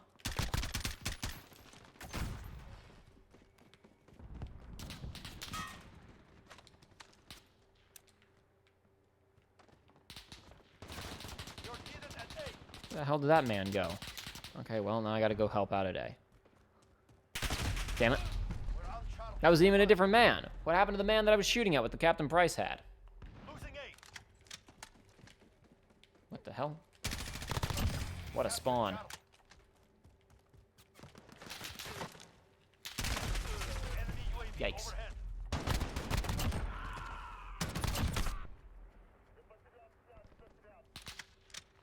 HK says, the thing about Psych is that it has an advantage in the fact that it's procedural. Even if some episodes don't have the best mystery or humor, it doesn't affect it as much as some shows. Yeah. But I mean, even a lot of procedural shows do still have kind of that that way that it changes up along the way, and it feels different as it goes on, as the cast evolves and stuff like that. I think one of my favorite things about Psych as a show is the way that it does, even though I feel like there is a point where it kind of congeals and becomes what it is, a bit more, I don't know. No, I guess I just said, like you said, it kind of is that. It is what it is from the beginning. But just there is a point where the rhythm kind of gets there and it becomes more consistently funny and well-written and all that kind of stuff. One thing that I do like about it is that there are shakeups along the way. Not necessarily to the core cast, but just to the relationships between the cast. Like, there's a lot of supporting characters that come in and out and have different impacts on the main cast. But one thing that's really nice about that show is that the major will they won't they of the show is it gets to will they like 2 or 3 seasons before the show is done, so you get enough time to actually have fun with the characters being together, which so many shows don't do. Them getting together is like the final episode, which is so lame. I mean, I don't know. It works in some stories, but I would much rather have time to now see the relationship between the characters evolve. And sometimes it's just written poorly, and so it's not necessarily, enjoyable or fun to experience. I was the one not playing the objective that time around, boys. I mean, I don't know. I guess I tried to cap some points. I did. I had the top score, which you don't get just from getting kills. You got to get points from captures. What was my... Get out of here. No, okay, I had 7 captures. I had 7... Okay, no, never mind. I was playing the objective and I was getting kills. Okay, never mind. We'll try realism. Have some fun, he said sarcastically. Uh, what was I talking about? Yeah, I don't know. I like it when shows let the character, like, actually let the relationships really change up. Like, and something also that's unique about Psych. There are plenty of shows that end gracefully that have good final seasons. I don't know if the final season of Psych is the best season of Psych, but several of the best episodes of Psych are in that final season. Like, even though several major cast members are gone for a huge chunk of this series, like this, the final season, it doesn't feel like it. It just continues to feel really solid for, like, its entire runtime. It's pretty remarkable, actually, how good that final season is. I know some people didn't like the final 2 seasons of Community, but I love them. They're not as good as seasons 2 or 3, obviously, but they were still, like, legitimately fantastic. Again, some of the best episodes in the show are contained within those final 2 seasons. And, of course, season 4 is bad, but that's fine. Did that stun do anything to him? Okay, no, it did, and he just happened to shoot me completely blind. Well, good for him. That's fine. I mean, you know, it's good. And that's something I talked about with Joey on the last stream. It's kind of neat, is that there's no longer even hit indicators when you are... It's like there... Okay, no, I was going to say there's no hit indicators even in normal gameplay when you get stunned. You have no way of knowing if you're stunned, unlike in the previous games where you could spray and, you know, get a hit indicator and know, okay, keep shooting in that general vicinity. In this game, no such thing, even when you're stunned. So, and of course, in this game, there's no such thing, regardless of whether you're in realism mode. Like, that grenade could have killed somebody. I don't know. I have no way of knowing. Damn it. I probably shouldn't be trying to use the SMG unless I'm gonna hang out in the caves. I probably shouldn't be SMGing. Oh, damn it. Oh, they're everywhere. They're all around me. Ringo Torres, on the topic of shows, what are your thoughts on Legend of Korra? Did you like it? I know it had its problems, but I was able to find enjoyment in it. I enjoyed Legend of Korra, I think, more than most people did. It's not as good as the original, obviously, and Season 2 is a clown parade. But I honestly liked the show. It does have a lot of problems, and I don't like the ending of Season 1 for reasons that I almost made a video about a number of years ago, relatively early in my YouTube career, but it just didn't come together, and I didn't like the script of the video. See, there you go. That was a kill, but I got no indicator for it. Damn it. Really don't like the ending of Season 1, but I like a lot of stuff that's going on thematically in that season. Like, a lot of people didn't like Korra as much because she's, like, kind of a meathead, I guess. She just likes punching things. She's not as good of a diplomat as Aang was. But I like that about the character, because what's interesting about, like, Aang's issue was that he is a peaceful person by nature, and he has to now deal with the fact that he might have to kill somebody eventually. He has to deal with a war, and he's put in a situation that he's not necessarily comfortable with. Even though he is a good fighter, he doesn't necessarily want to be fighting people. And occasionally, he's able to use his diplomatic skills to avoid a fight, but he has to learn in some instances that sometimes you have to fight people even if you don't want to.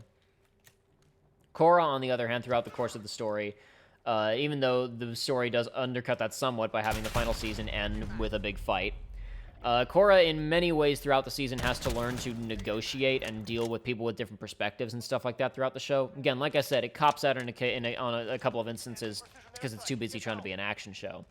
But the parts where they are doing that really work really well. And another thing that I like quite a bit about the antagonist of all the seasons really, but except for the second season, all the seasons do something kind of interesting. All the antagonists have a pretty interesting relationship with Korra. But the first season in particular, Amon, I like a lot, because unlike Aang, who found out that he was the Avatar when he was like 12 or whatever, and had time to develop his own identity and his own values and stuff like that, he's a monk, he's a vegetarian, he's a pacifist, he has all kinds of other things that affect his identity before his avatarness, right? Whereas Korra grows up in an environment where she knows that she's the Avatar from, like, as early as she can remember, and she's trained nonstop on how to use the elements and fight super duper well. And her entire identity, she has no personal life, she has no friends, she has no, like, experience outside of living in this compound and learning how to fight people. So her entire identity is tied up in that. And the big threat of the villain of season 1 is he has the ability to completely steal everything that is her identity, since his whole thing is that he can steal people's bending, their magic karate, for those who are not parsed in the who are not up with the Avatar lingo. The main villain of season 1 of Korra can rob people of their ability to bend the elements. And if you were to do this to Korra, though it's not necessarily directly, it's relatively subtle. The closest it ever gets to being super duper explicit is a nightmare where Amon says to Korra in a nightmare, like, now that I've taken your bending, you'll be nothing, or something like that. And that's the closest it ever gets to being super duper explicit. But this is the first time Korra's ever been legitimately terrified of something, and it's not just because it's a super tough bad villain who's going to be hard to fight. It's because if this guy wins, he's gonna make Korra not Korra in her mind. She thinks that he's gonna rob her of. She thinks that he will be robbing her of everything that makes her her, everything that makes her special and is her identity. And I think that that's really neat. Which is part of why some of the cop-out stuff of the series, especially the cop-out at the ending of Season 1, I'm really not a big fan of. But to be completely fair to the cop-out ending of Season 1, they did not think they were getting another season, so they needed to wrap the story, which is fine. I understand that. And Season 2 is nonsense, and I really liked how Seasons 3 and 4 fed into each other. I really like the, kind of the opposite approaches. The Season 3 is about anarchism, and Season 4 is about a dictator. It's about fascism.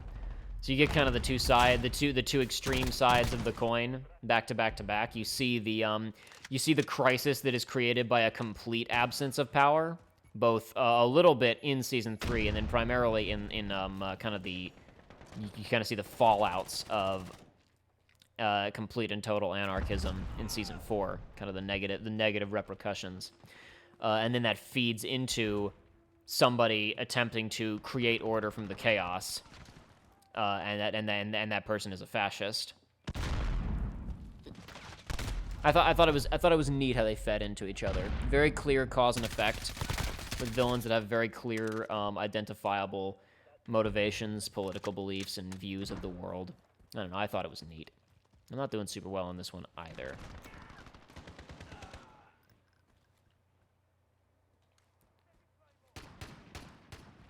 I wish the night vision playlist had been back for tonight, but it wasn't. That's fine. Realism is fun, too. I'm just not doing super well. Oof, wow, okay. Sure thing. Enemy UAV overhead. Dr. Karate, says JG, you killed my father again. Big fan of Gravity Falls, but I feel like we've talked about that on the show. He also asks, do you like Brooklyn Nine-Nine at all? I watched the first 2 seasons, telling myself I liked it, but I was lying to myself and haven't picked it up since. I can't figure out why I don't like it. I haven't watched a ton of it. I only watched, like, the first 10 episodes of Season 1, and I did enjoy it a lot. It wasn't that I bounced off of it or anything. It was just that I kind of... I was watching it on Hulu, and then I no longer had a Hulu subscription, so I just didn't go back to it. But, that said...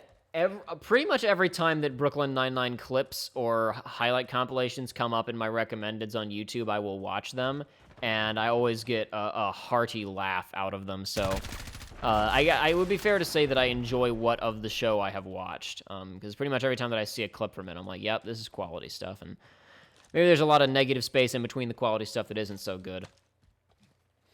I don't know, because I haven't watched much more than about the first 10 episodes. I enjoyed what I watched, and I suspect that it only gets better later, but, you know, sometimes that doesn't happen with TV. Sometimes it gets worse as it goes on. I like what I've seen of Brooklyn Nine-Nine.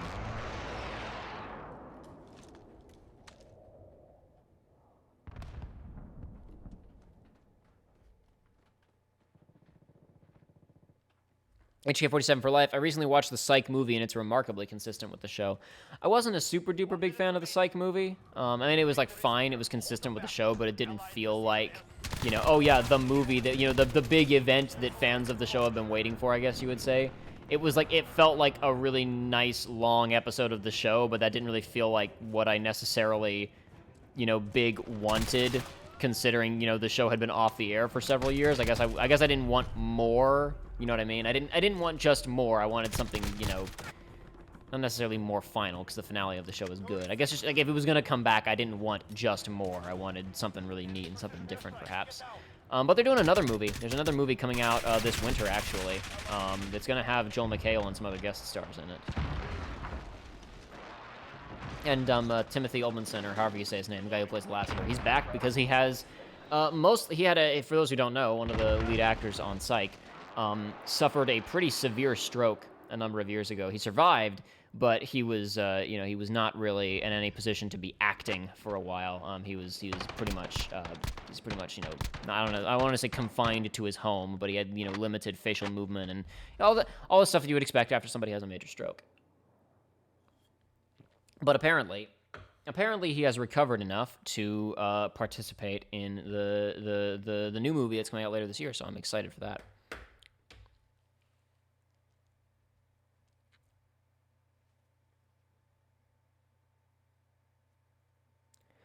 Onimax played, do you want to play the new visual novel / adventure games made by the 999 guys, AI, the Somnus Files? Just curious if you had any interest.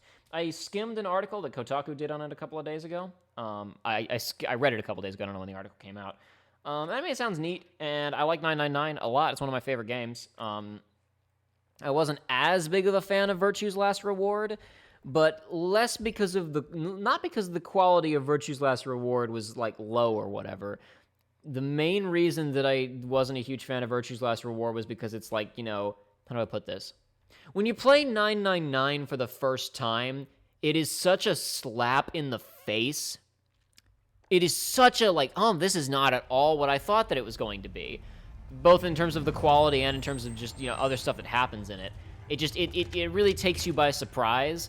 And then when you go to the sequel, you're like, now you've danced this dance before, so certain things just aren't going to hit you as hard. So it wasn't that I didn't enjoy Virtue's Last Reward. It was just I felt like, it was good, but I've been here before. You know what I mean? This is a very nice house, but I feel that I've been in a house just like it in the past.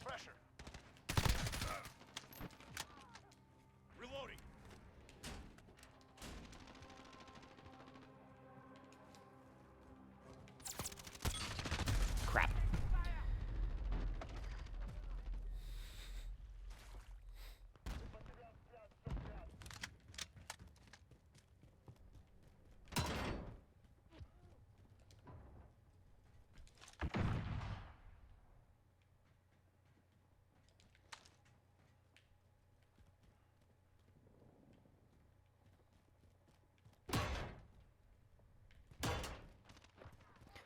Pretty lucky how everybody in Psych turned out to be really good singers when they did Psych the musical. Like, everybody's actually very musically talented. I was thinking about it because the guy who played Lassiter, guy I was talking about a second ago, the actor who had a stroke, show that he did after Psych called Gallivant, about 2 seasons, a musical comedy show. I only watched the first season. I never got around to season 2, even though first season was fantastic. I really liked it. He was one of the main antagonists of the show, and like I said, it's a musical comedy, and he had quite a few numbers, and he was very good.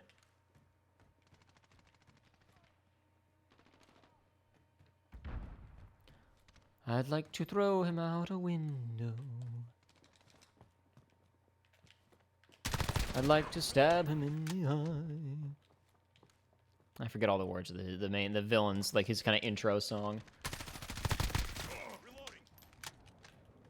Gallivant, Gallivant, blah, blah, blah, blah, Gallivant. Allied cruise missile launched. Allied UAV overhead. Crap, he knew where it was. I shouldn't have hung out there. I should have known better, but I didn't. Doodlebob says, I like the peek around feature.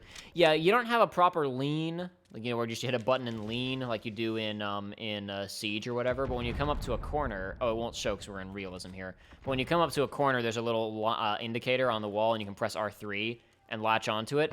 It doesn't provide you with a ton of additional cover, like, you're not really, less exposed in a major way. It seems like you still got quite a bit of your body kind of sticking around the corner. But it does help you to, kind of, it does a little bit for you, and especially when it comes to, like, looking over walls that aren't perfectly chest high, you can get a really nice angle, like if I come up here, boop, or come down here, oh, hold on, around there. That's kind of round corners nice. It's not perfect. It's like I said, I haven't done any experimenting with it because I'd need to have another player in here to, like, you know, actually look at how much coverage you do or don't get when you use it, how concealed you are or aren't. But in the handful of kill cams that I've watched, it never seems like I'm...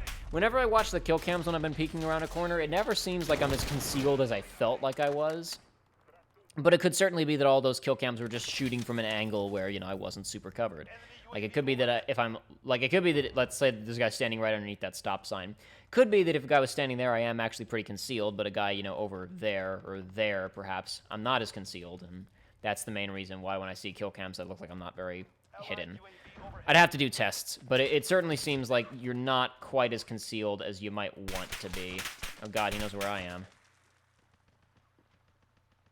But no, I don't know where he is. Oh, hold on, he's back. I thought he was back. There he is. Oh, I'm clipping into the rock. Completely useless. Damn it. Well, you know what?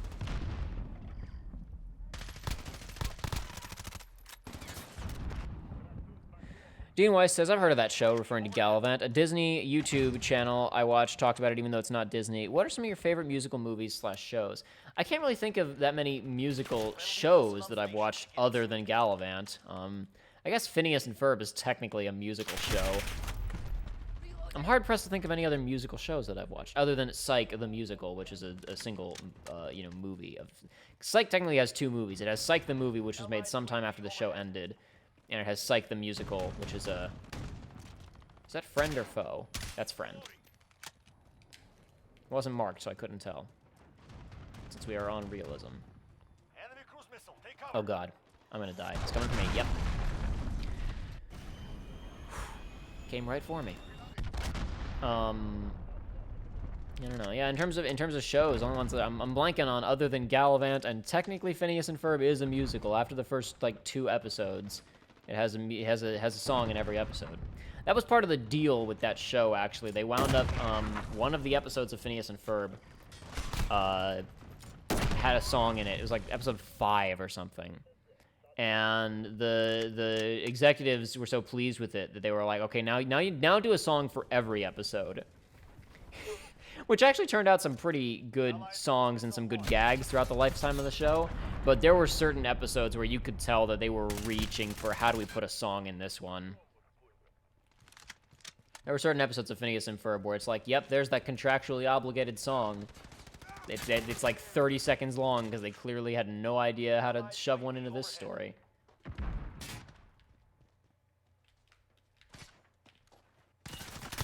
Oh, wow. Okay. Well, you know what? Hand me that free headshot. That's fine. I'll take it. I'll take that off your hands. Thank you very much.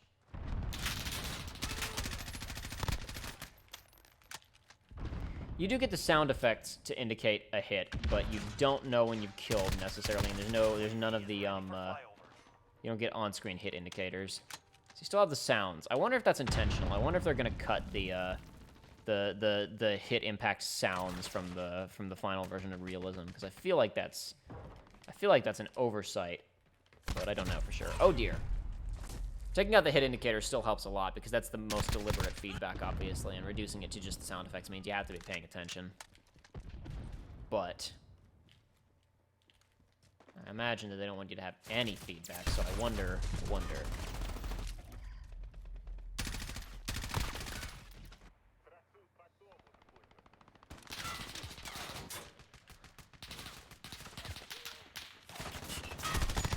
Several, I don't watch many of those shows, but several, it seems like, because Onimax played, Adventure Time has good songs, I'm suddenly remembering now that it's a musical.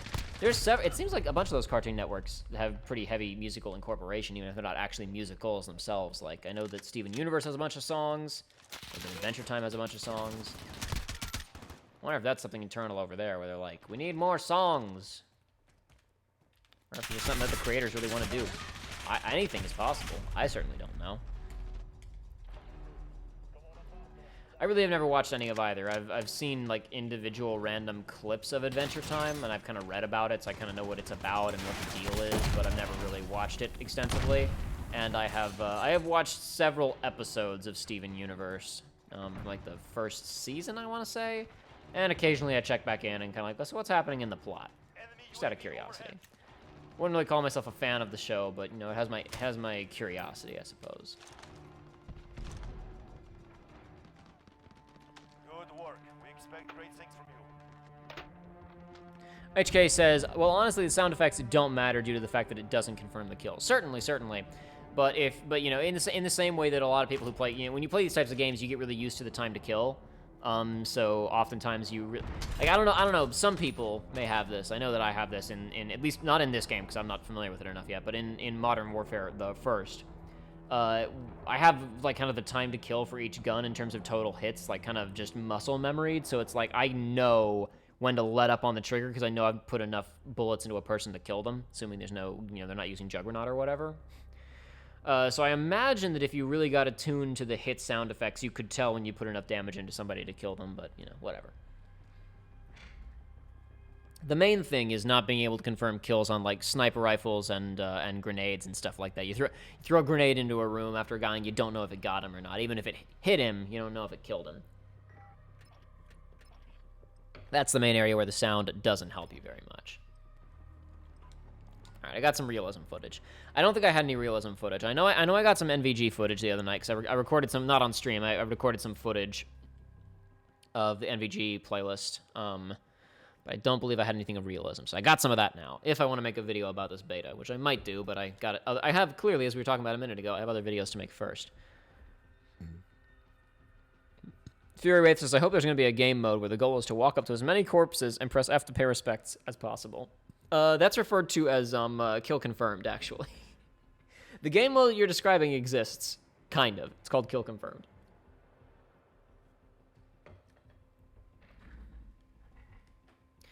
From a certain point of view. So the game mode that you speak of exists from a certain point of view.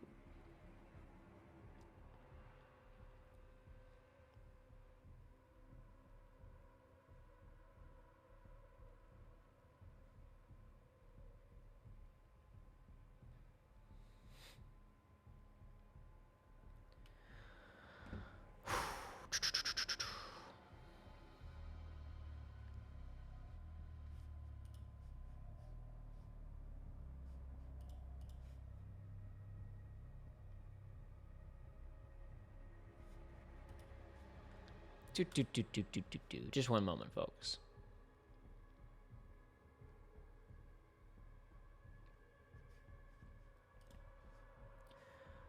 Yeah, alrighty. You know what, folks? I gotta step away for just 2 seconds to run to the restroom real quick. I'm gonna put it on break. I'll be really quick, like just a couple minutes. In the meantime, either A, talk amongst yourselves, or B, leave some messages in chat, things for me to talk about when I get back. I'll read back through chat when I return, and then I'll have plenty of things to talk about when we dive into another match. We'll keep going for a little while. I said kind of, I didn't know when I started this. I was saying either 2 to 3 hours. We're coming up on 2 now, but I feel like going a little bit longer, and I don't mind.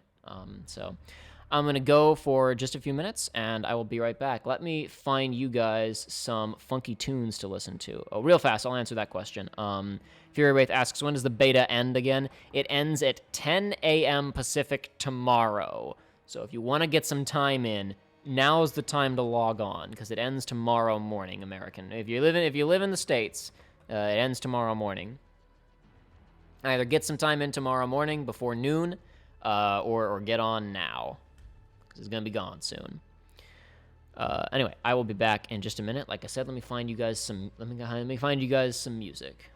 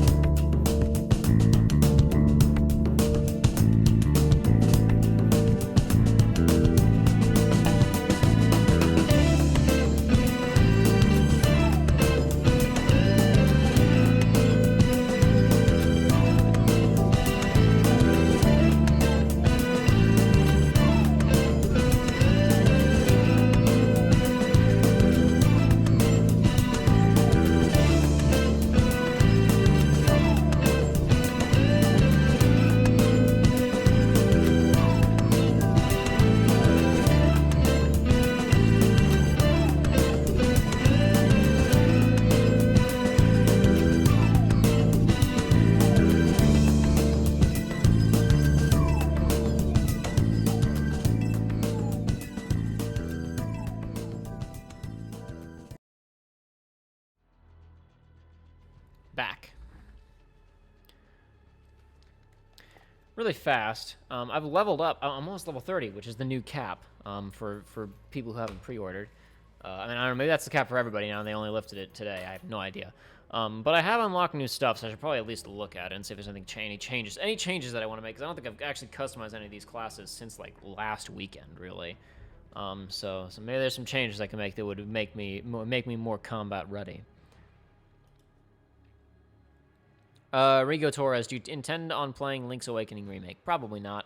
Not out of a lack of affection for Zelda or whatever, but just I got other things on my plate. I barely have time to play the games that I really, really am jazzed to play, so just probably not. I imagine I'll be purchasing it, or rather that I will have access to it because Joshua will be playing it, and so I will have it around. You know, he's going to be at college, but you know, eventually a system that has the game on it will be in my house, so I could play it sometime. The game will be purchased and accessible to me, but I don't necessarily plan on playing it.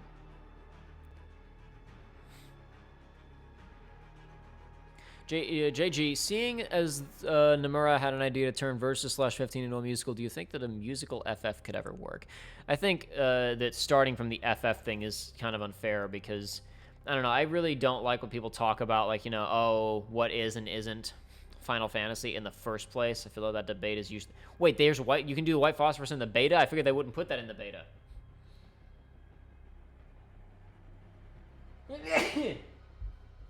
Battlefield in white smoke incendiary canisters that will weaken the enemy and burn any that wander too close. So it is in here. Okay, I figured they would not... I figured that wouldn't be here at all. I'm still shocked that it's even in the game. That just seems like a poor decision to me, but I guess I could certainly be wrong. I don't know why I put it that way. It seems like a poor decision. Anyway, I was saying, generally, I just like the idea of people in general arguing about what is and isn't Final Fantasy. I think that's just so wildly unproductive. The whole point of Final Fantasy is that it's a brand. So the whole point to me is that about Final Fantasy is it's a series that can be borderline anything, and it gets to coast on, how do I put this? The thing that should be exciting about Final Fantasy is that it is a brand name that is recognizable and is allowed to reinvent itself, which means that the developer could, if they so chose, decide to do something weird and risky that typically would not get a ton of money thrown at it, right? Typically would not get a ton of money thrown at it, so you get to dodge that by going in the first place with a big brand name that can justify the price point, right? You can say, we're going to do this weird, risky idea, and since it's a Final Fantasy, we can afford to throw a AAA budget at it, or, you know, maybe a smaller budget if it's a weird spin-off or whatever. And all the Final Fantasy games are so different, and there are people who hate 7 because it's not Final Fantasy, people who are fans from the NES days. So, you know, I don't know. I feel that the discussion of what is and isn't Final Fantasy is not necessarily productive. Now, I'm not saying that there could never be a game made that wouldn't make me go, I don't know if this is Final Fantasy. I'm sure that there are certain things that would violate the feeling of the series, certainly. But I think it's a much wider net than people often cast, and I certainly think that a musical is not out of the question, especially since consider one of the most famous and impactful Final Fantasy scenes is a musical, is the opera from FF6. And outside of that, it's not necessarily a musical, but the dance from FF8. You know? I'm just saying. Musical in general, though, is not something that's been done extensively in video games, and it's certainly something that I'd like to see fiddled with more, if nothing else. There's interesting ways you could interact with that, because in many ways, it would be hard to adapt to video games because it would have to be background. It's easy enough to have somebody singing during gameplay, but in that way, you could argue that Nier is a musical, you know? There's so many tracks in Nier that have lyrics. What's the real difference between, Devila and Popola singing Sudana Suetanai during a big boss fight, right? As opposed to a big boss fight in a hypothetical Versus 13 where, like, Stella is singing in the background or something, you know? Like, what's the real difference, other than perhaps a greater emphasis on the lyrics and the characters? But then you could argue, hey, you know what? The lyrics are usually pretty pertinent in the Persona games. I could very easily make an argument that Persona 4 especially is a musical. There are so many parts of that game that really don't have any dialogue. They're just about wandering around and managing your life, and the feeling that you're supposed to be feeling, the sentiment of what's happening, is in many ways generated by the sound design. Either the lack of sound, just the sounds of the town and cicadas in the background, or Heartbeat Heartbreak playing while you run around town, or Signs of Love when you walk into your home. So the thing to me that you then go is, okay, well, there's songs with lyrics in them in video games already. So is it just that the characters have to be singing that within the context of the game? Well, what does that really add other than, just a slightly more explicit version of what we already have? I think the real thing is finding a way. The real way to make a video game musical is to find a way to make the music interactive, which is then you say, well, a rhythm game obviously is a video game musical. But then you say, well, but musicals aren't just about the music. They have other stuff going on, and I don't necessarily just want to play a rhythm game. What other options are laid out to us? You have stuff like Elite Beat Agents and stuff like that. But a big one that just came out. After this stream, if you feel like staying up even later, or just tomorrow, look up a game called Sayonara Wild Hearts that just came out. A self-described video game pop album, in the same way that there are movie albums, right, where there's a movie that is shot to correspond with an album. This is a video game album. It's kind of a rhythm game, but it's really like an arcade action game. And it's kind of hard to explain Sayonara Wild Hearts until you watch a couple of minutes of it. The trailers do a good job of selling the aesthetic and the quality of the music, but they don't necessarily do a good job of selling why I would call it a video game musical. You kind of got to go watch a little bit of Sayonara Hearts. And I feel like a game with fluid adaptive gameplay systems that could, during musical segments, spill into gameplay similar to the style of Sayonara Wild Hearts, that could possibly be something. But I feel like a version of Sayonara Wild Hearts with stuff. If you take Sayonara Wild Hearts and put a bunch of stuff in between the musical segments, that could be a video game musical. Right now, it's just a video game album. But check out Sayonara Wild Hearts for kind of how I see a video game musical working. It's not quite a rhythm game. It's kind of another thing entirely. It's its own thing. Sayonara Wild Hearts is real neat though. UAVs, drones, high alert. Okay, what am I doing? What am I typically doing with this class? Let's look. Double time really doesn't matter. I don't need to be sprinting around with this class. I don't need 2 primary weapons. Replaying ammo would be good. I tend to run out of ammo a lot because I'm doing a lot of range shooting and staying alive with this thing. Reduce damage from non-kill streak explosives. Nah, I'm usually far away from people. I guess they throw in grenades through the windows and stuff, but it doesn't matter. Yeah, you know what? Let's change that to scavenger. Over here, hardline. Sure, I want kill streaks faster. I don't need to recharge my equipment. Doesn't matter. Yeah, but usually when people see me, they just blast me, so it doesn't matter. I don't need to be undetectable. I don't know. I could be undetectable since my weapons are silenced, but I think that people usually figure out where I am anyway, so I think hardline's probably better. I want to get to the streaks faster. Faster weapon swap and the rocket launcher reload speed. That hardly matters. Yeah, why am I ever going to be... Yeah, I definitely don't need that on this. I don't need the shield that often. Extra piece of lethal equipment is good. Reduce strength of flash and stun. That's good. See enemy equipment field upgrades and kill streaks through walls. Mark them for your team by looking at them while aiming down sights. That's pretty good. There's a mark. You can mark in this game. I think it's up on the D-pad, and I always forget to do it. But I think I want the extra lethal equipment. That'll make this class a little bit better, I think. Methinks. Okay,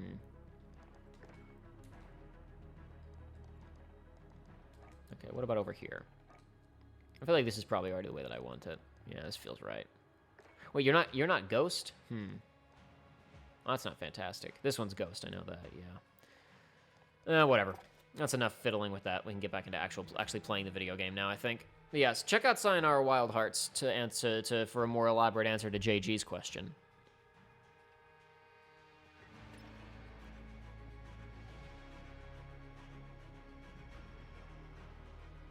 Videosity 1, Videosity 1. Geez, I waited for the stream, and here it is after midnight. Lol, we've been going for a while. We've been going for about 2 hours.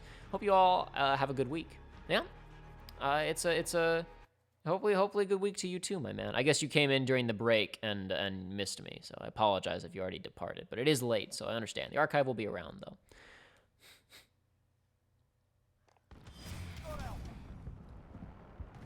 Onimax Blade, this is ironic given the banging song you just played, but did you see my Persona question earlier, Jacob? I did not, I guess, so hit me with it again. Please hit me with your Persona question again, Onimax. You got work in the morning, HK. See you later, man. What games are you super jazzed about, Jacob, asks Rigo Torres. I don't know. Super jazzed? I don't know. It's quite the question. Super jazzed. Not just a little bit jazzed, but super jazzed? This map always takes a while to pop in when you first get to it. I guess that makes sense. It's a very large map. Yeah, I don't know about super jazzed. I don't even know about jazzed in the first place. As discussed in my video, I'm so tired of being excited. I try not to be jazzed for anything, much less super jazzed. And I guess I am looking forward to the Final Fantasy VII Remake to some extent. I'm certainly not excited for it. I'm pretty over the entire affair, and I'm trying to not care until it's like closer to actually existing and I can touch it and feel it. And then that's the whole point. Is not so much that like the point is that hype is bad because it drains your emotional stamina towards products in a lot of instances. So it's like I don't want to. I'm trying to not care about FF7 until it happens, and then I'll play it. And if it's good enough for me to care, then I'll start caring. But you know, I'm going to try it when it comes out. At least you know, I'll see it and we'll find out if it's good or not. I guess Death Stranding. You know, I like Hideo Kojima. I think he's an interesting lad, and I am in for whatever nonsense he wants to treat us to. I'll give it a shot. I trust him enough to give Death Stranding a try. I don't know if it's necessary. I don't know. I keep joking that I'm not gonna buy it. And I keep joking that I'm the only one who will understand it, and yet I'm not gonna buy it. Because I don't necessarily know that I'm super jazzed to play it. I don't know, I'm interested, but I don't know that I'm there day one necessarily. Okay, well I didn't go in through either of them. Landed on the little awning on the top and hit nothing.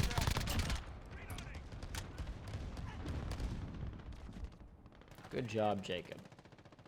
Overall, quality work is what I say.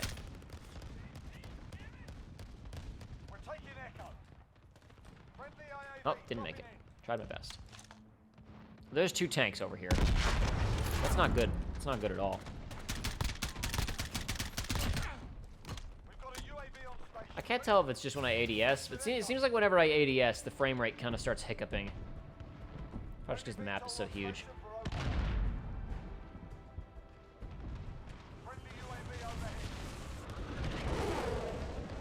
I'm scared of these tanks, boy.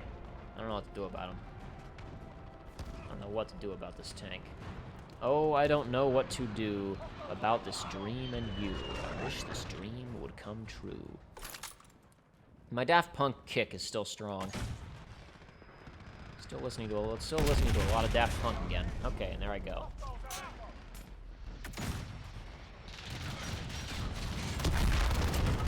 Onimax, wait, wasn't answering? Oh yeah, games I'm super jazzed about. Yeah, I don't know. I mean, it's like I guess some.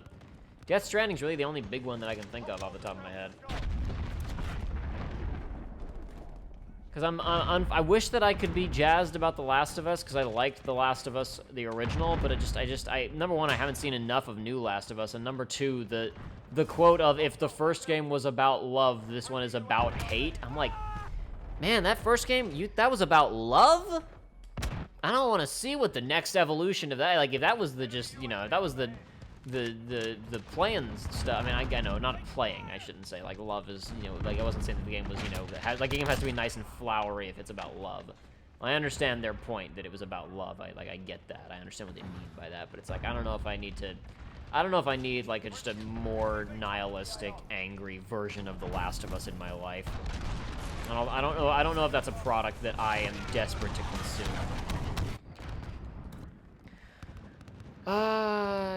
I'm hard-pressed to think of anything else. Hard-pressed to think of it. I mean, I'm sure there's something. But I'm hard-pressed to think of it, whatever it is. Damn it. That didn't go well.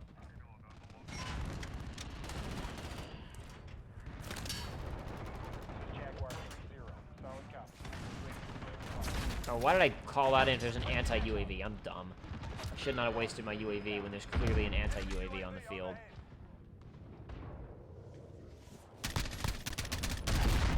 And I wasn't on semi, and I completely missed my opportunity to kill that guy. Let's try not to be completely stuck in this building for the rest of the round like I was when I was playing with Joey. It turned bad last time I was trying to help out in here. At least we're kind of winning now. It doesn't seem like a complete curb stomp. It seems like both teams are kind of competitive, at least.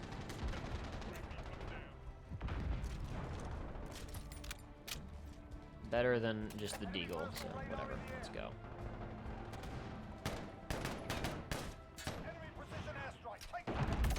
Uh-oh.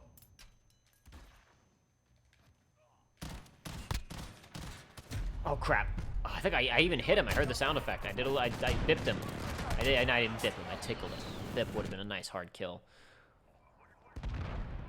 Yes, I don't know. I appreciate the question, but I'm not sure I can... I really can't think of anything else that I could say that I am super jazzed about right now. Sorry.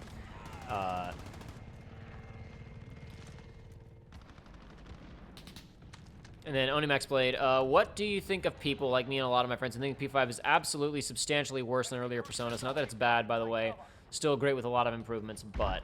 Well, the first thing you gotta understand is that I'm not super duper familiar with the Personas before 3, so... That's a perspective point you gotta understand in the first place. I can't talk about the earlier ones. Moving on to, you know, 3 and 4 and whatnot, I have not experienced 3 in its entirety. I've watched, like, bits of it, and I've read, like, a summary. I wouldn't say bits. I've watched a substantial chunk of it, but not the whole thing. Whereas 4, I've watched the whole thing, like, multiple times.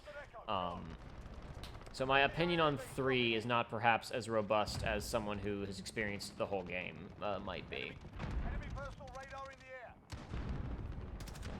There's people right next to me. I saw the dots before the UAV went crazy, but I don't know where they are.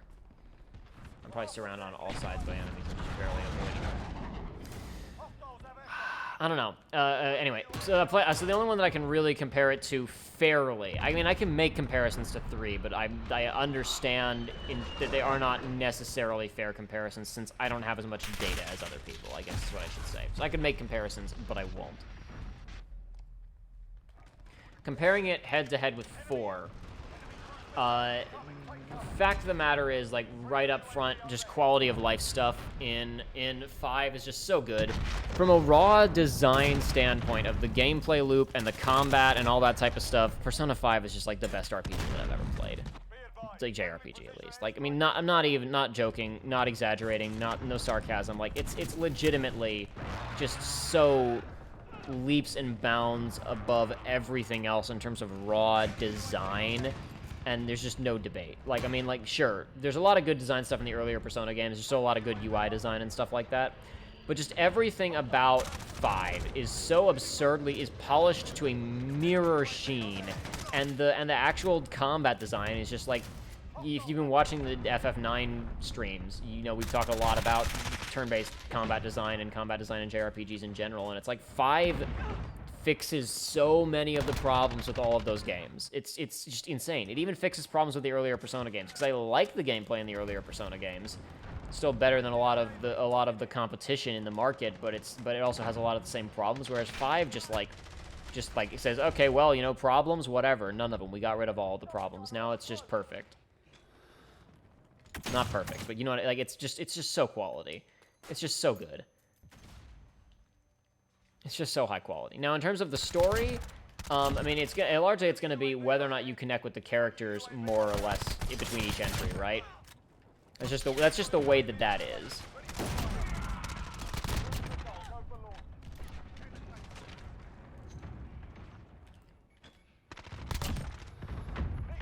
Whew. Whew. Huh. Huh. Okay, that was exciting. That was exciting. All right.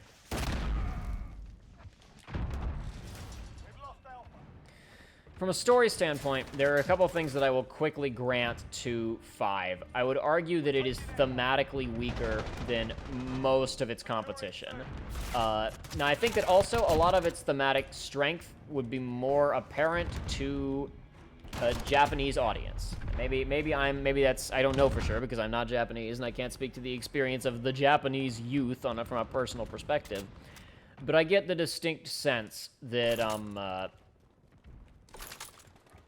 that a lot of the anti-authority, anti-establishment, anti-adult stuff in P5 would play a lot better to a Japanese youth than it would to some American youths. Now, some American youths perhaps will feel that, but I guess, how do I put this?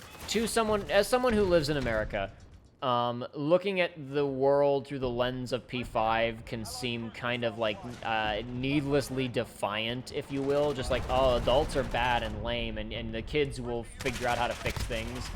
But perhaps that just is a bit more of a, perhaps that's a bit more fitting to to the Japanese society. I don't know. Perhaps I'm making assumptions that I shouldn't about Japanese society when I say that, but I'm kind of giving it the benefit of the doubt. I still think there are things that are resonant about P5, but I do think that a lot of it is probably more resonant to the domestic audience than perhaps to some foreign audiences. I myself am not a huge row fight the power guy, so there are certain things about that game's messaging that are just not really representative of my experience, especially considering that I've always gotten along better with adults than I have with people my age, but that's beside the point. Anyway, then comparing more directly to 3 and 4, which I feel have more... the themes of 3 and 4 are much more immediately universal, I guess I would say. More universal to... I would say that 3 is universal to the human experience in general, and 4 is universal to anyone living in the information age in particular. Because you can look at the story of 4 from a lot of different like relevance to you perspectives. There's the like, okay, you could relate to this if you live in any world that's like post cable news. If you live in a small town, there's a lot of different ways that you can kind of connect to that. But really, I think anybody who lives in the information age can relate to a lot of what P4 is about. So I'd say that in that way, it's kind of superior to P5 thematically for sure. I will make no argument that P4 is absolutely the better game in terms of its thematic strength.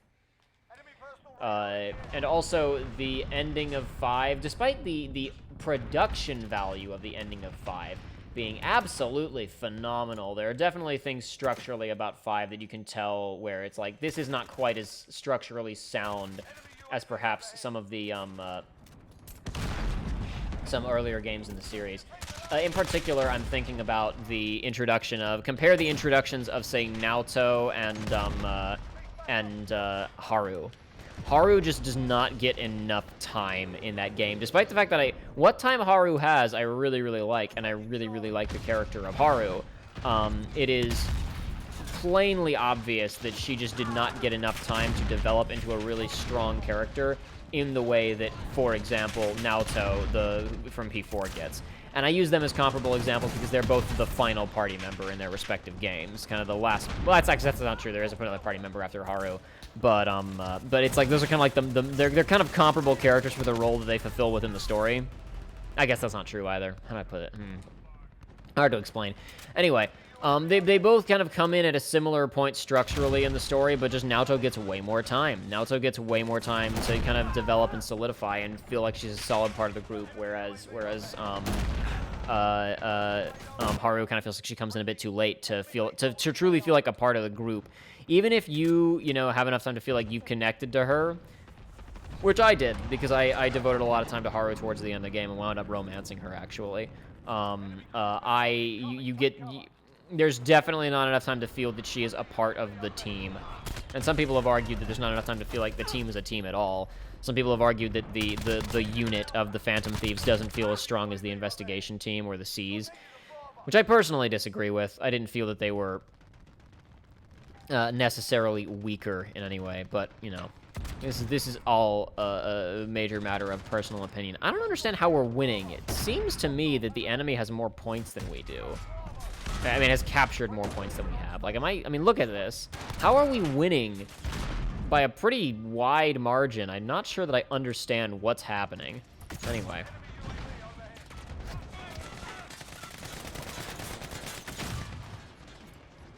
Stuck him. Haha, kill your friends. Ah, damn it. He did kill his friends. He backed up. I stuck him, and he backed away, and he walked into 3 of his friends, and then I got killed by a claymore.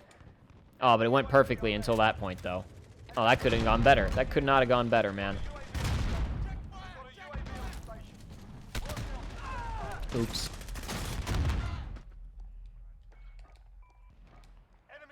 Let's try. You know what? Since we're all stacked up right on top of each other like a bunch of assholes, let's try and get some shotgun kills to mix things up a little bit, shall we?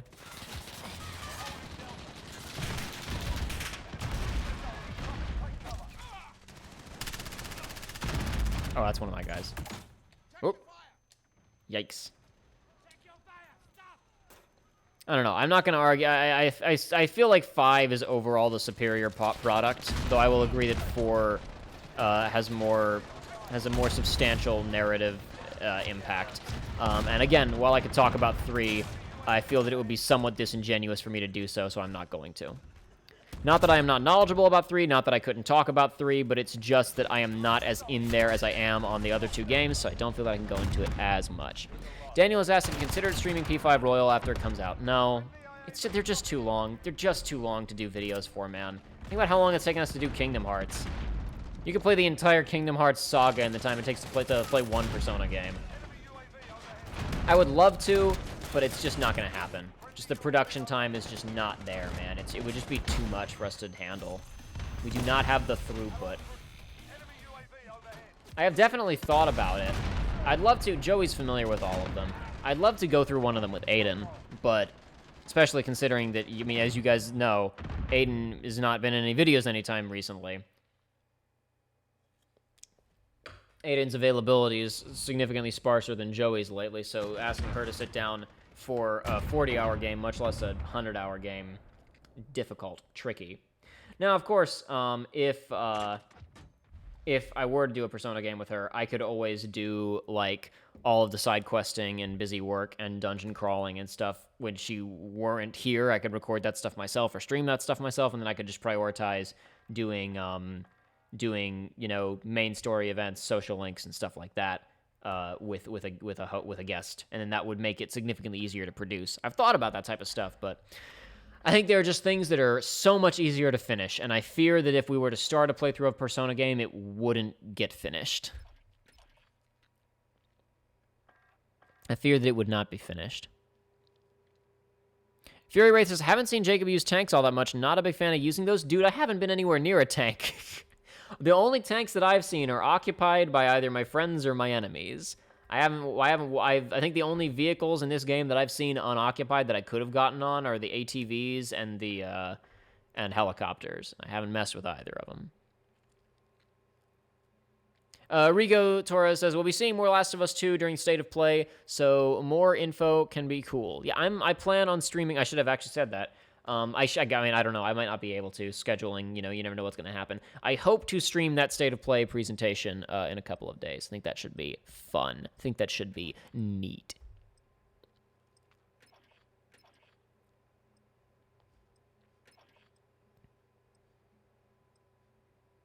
Bobcat, that's how I see it. Theming in P3 and P4 is much more broad and personal, and P5 is societal commentary. Not surprised that P5 would turn off a lot of people since character growth isn't a big focus.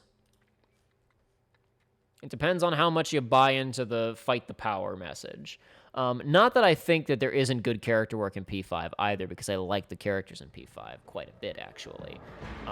But it is fair. It is fair to say that you could certainly make the argument, and I wouldn't get upset at you, that some of the character work in P5 is weaker than character work in, say, 4. I'm not, again, I do not feel qualified to make that argument about 3. I personally feel, from what I've seen, feel that the character work for most of the main characters in 3 is weaker than the character work for most of the main characters in 4 and 5. That said, I hear that the supporting social links in 3, which for the most part I have not experienced, are of an extremely high quality, so perhaps I've missed where most of the good character work in 3 is. There you go. See, Fury Wraith, I'm kind of using a tank. I'm riding in one now. I'm inside. It's not a tank, though. It's an APC. There is a difference. We're about to drive right into another APC, so this should be interesting. Oh, yeah, put a bunch of fire into it. Okay, wow, I got out on the wrong side of the vehicle.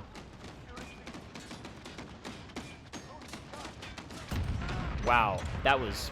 yeah, that sure worked out well for me. Okay.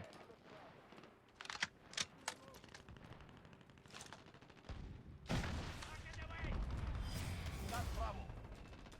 We lost C. Enemy UAV Huzzah. overhead. I say huzzah. Oh, okay. Who got me? Where were you? Whoa, he's way up there. All right. Allied On IAV top of that tower, I take it. How the hell did he get up there? Is there a ladder to get up there somewhere? Allied UAV overhead. Preparing to retaliate now. Oh, hold on. Saw movement. Saw movement.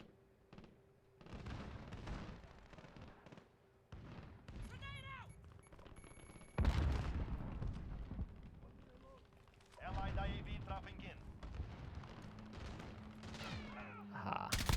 See you. I'll spook him a little bit. Now he knows that somebody knows where he is, at least. He got a little bip in the head. Didn't kill him, but I'm sure it hurt, because that went right into his cranium. Enemy UAV overhead.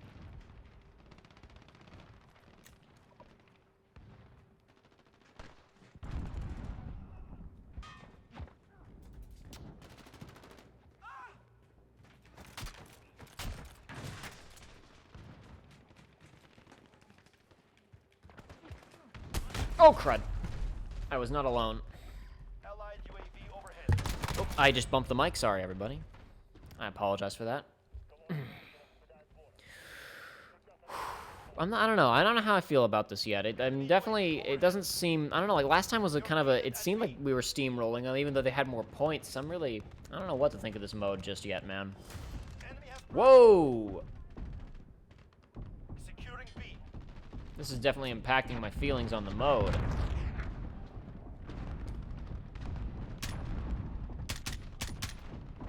Securing C. Oh, that's a teammate. Okay. Oh, we're all under here.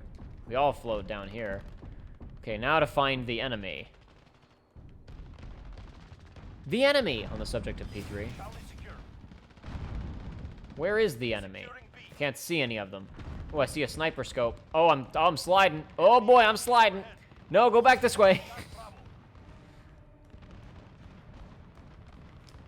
Ooh, bad boy, I'm sliding. Oh no, that's one of my men. I can't shoot him. Oh, that's a bad guy. Oh, I can't shoot through the floor. They future-proofed it.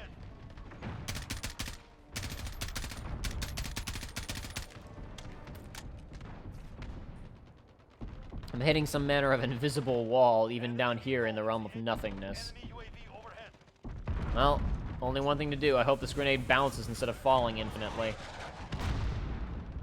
Okay, well, I'm not moving the stick, so the grenade did stay where it was supposed to be, but my character doesn't want to stay where he is. I'm not touching the movement stick. It's doing this all on its own.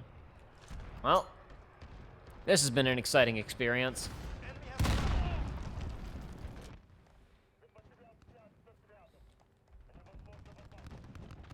Enemy counter UAV. Yeah, because there's somebody putting a lot of fire onto the bridge. Did you see that? Enemy UAV. Yikes! Is that a glitch or is that a weapon that somebody has? I felt like way too much fire to be reasonable. Oh, that's not me. Oh, crap. You know what? We're gonna try out the sniper rifle for a bit. Why not, right? Might as well. Why not? I don't see why not. It seems like a good idea to me. I'm gonna work my way over to the cliffs, and I'm gonna try and shoot people with a sniper rifle. It's gonna go very poorly, but I'm gonna give it my best shot. Enemies taking Delta. Get it? Best shot, because it's I'm using a sniper rifle in a shooter video game. Enemy UAV overhead. Enemy personal radar overhead. Daniel, Graziani? I believe? Graziani? Lost Delta. Graziani? What's your opinion on the Persona Arena games or just fighting games in general? I actually did a playthrough of Persona Arena Ultimax way back in the day. You can still find on the main channel. I'm just not that good at... Okay. I tried. I'm not that good at fighting games in general. I like, whatchamacallit, I like Smash. I think I'm decent at Smash, not really in like a competitive sense. Like I couldn't, you know, go to EVO or whatever, but you know, I can play it Enemy VTOL. and not get completely embarrassed for the most part. Now outside of that, I'm just not that great at fighting games. I enjoy them. from a watching standpoint. I understand like mechanically what's going on. I can swing a lot of the FGC lingo, but I just don't have the raw skill because I haven't put in the time on most games. This is a simple fact of the matter. Those games just require a lot of time and energy learning their systems to get good, and there's a tank coming right for me.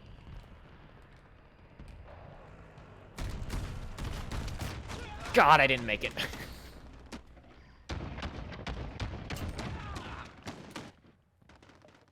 Allied UAV overhead.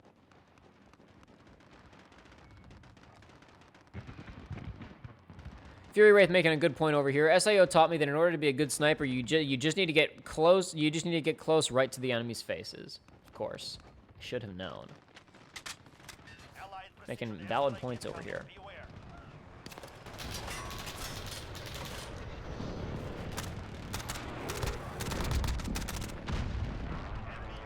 beware. Yipes. Allied UAV overhead.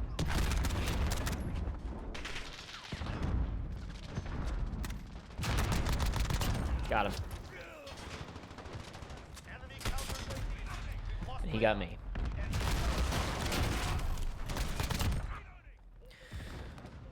Everybody who's here, please, again, continue to sound off in the chat. Give me stuff to talk about. Only so much to say about the game now that we're a little bit further into it. I've had mostly across this stream and the last stream, mostly said my piece about this game, I think. I think it's pretty well designed overall, but as I said last time, if the campaign proves to be as tasteless and weird as I suspect that it will, I doubt that I will be purchasing this game, even if it does hit bargain bin. And if the campaign's good, then I'll wait for bargain bin, probably.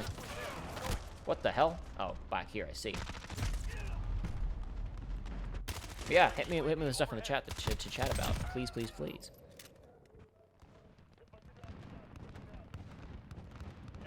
Rigo Torres, don't know if this question is appropriate, but what movies are covered in the film commentaries for your Patreon? I'm considering becoming a Patreon and was curious. Nothing just yet, I'm afraid.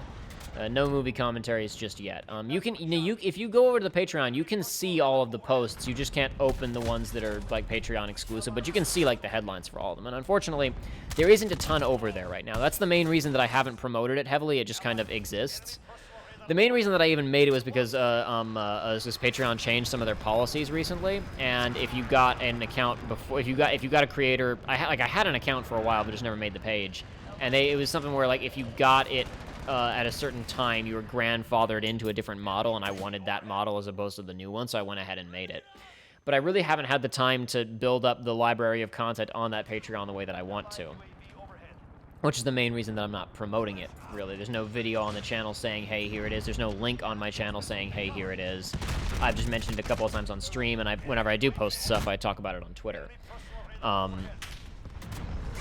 Until such a time as I feel that the content of the main channel is kind of stabilized, and I feel that there is enough content on the Patreon to kind of merit promoting it, quotation marks. Probably not going to really promote it on YouTube very much. And right now, the movie commentary tracks, they don't exist yet because it just hasn't happened yet.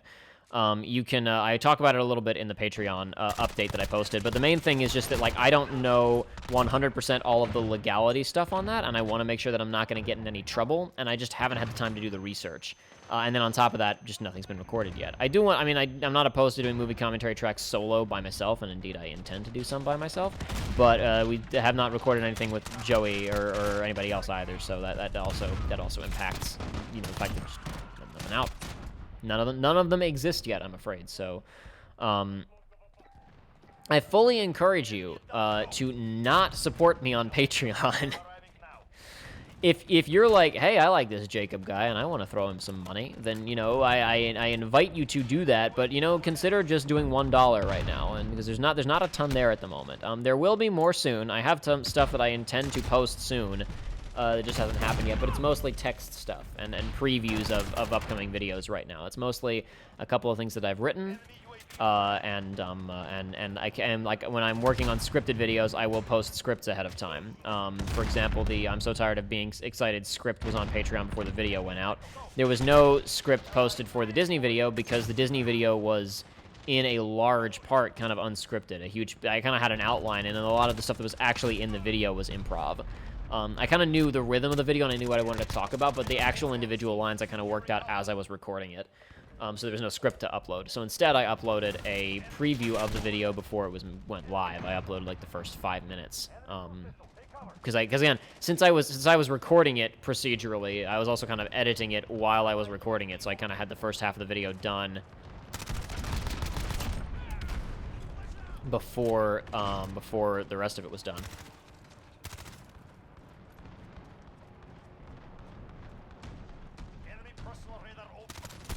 Crap. I should have reloaded my freaking gun. Idiot.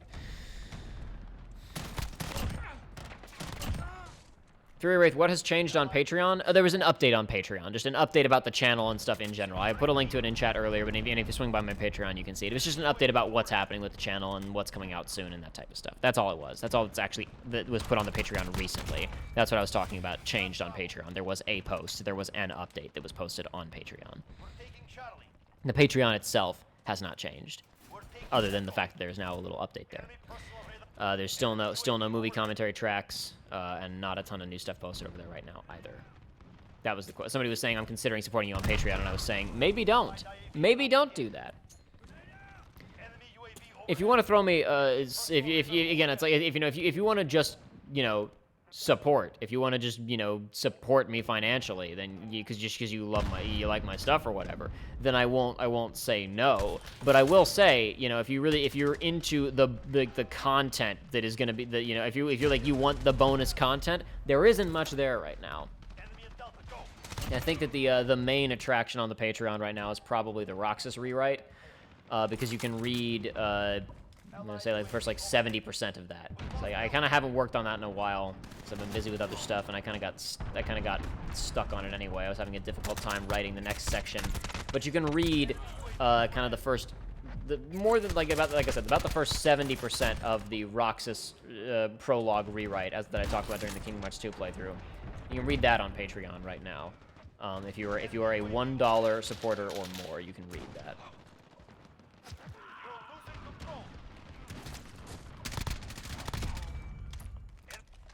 And I think that's kind of the only major, again, if you're like, you want bonus content, that's kind of the only really big thing right now. There's previews for scripts and stuff like that over there, but now there's previews for scripts that are already, for videos that are already out, so. If reading the Roxas rewrite is worth $1 to you, and getting a preview of that is worth $1 to you, then, by all means, go right ahead. But there's not a ton of bonus content on that platform right now. I hope to do the movie commentary tracks soon, but I got Kingdom Hearts playthroughs to get out. I got videos on the main channel to get out. I got actual real-life work things to do, so, it'll happen when it happens, I'm afraid. It's just not there quite yet. Cruise missile ready to launch. Enemy has Bravo.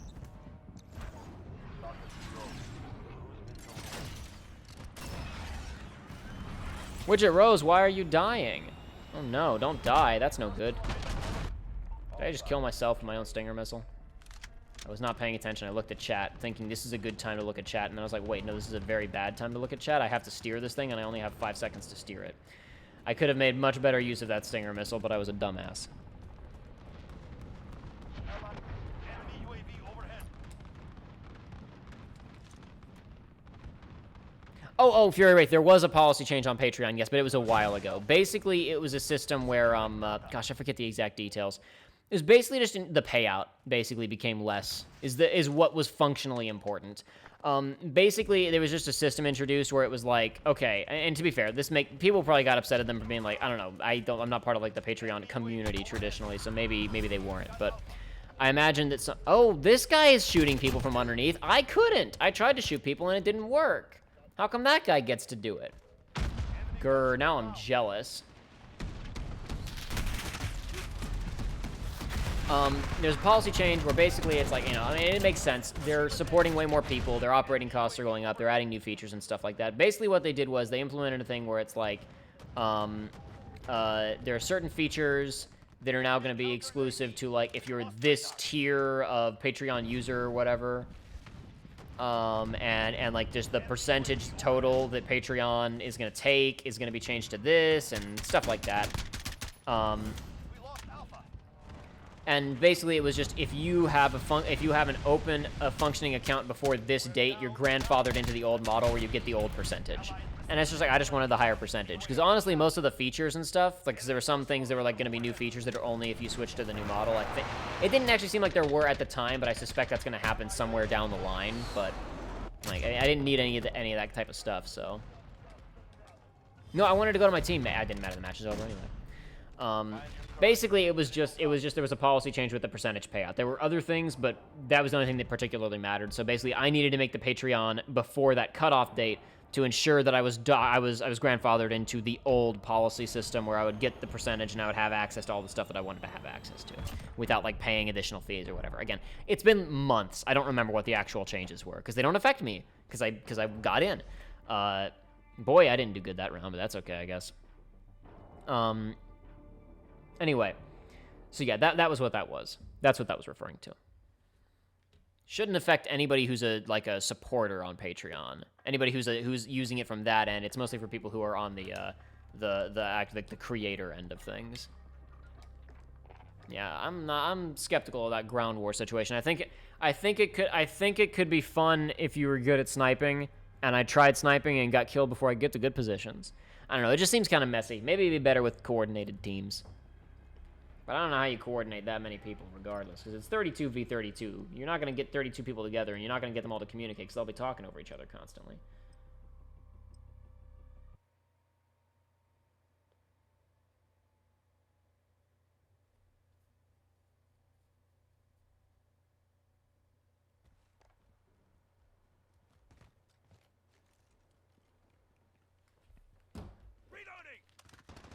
What I didn't even see what type of match are we in?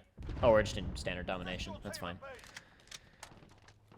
I threw in cyber attack, thinking maybe we'd get that one. Yeah, that's different. Maybe I'll back out and try that in a minute. But we're probably only gonna go for another 30 minutes and then wrap up because it's getting late and I'm getting tired and I'm sure other people want to go to bed too. So. Daniel asks, any opinions on the KH DLC? No, other than just, I mean, it doesn't exist yet. I think Joey and I might have talked about it on one of the previous streams, but don't quote me on that. I could be wrong. No real thoughts, no. Primarily because limiting our discussions of Kingdom Hearts spoilers.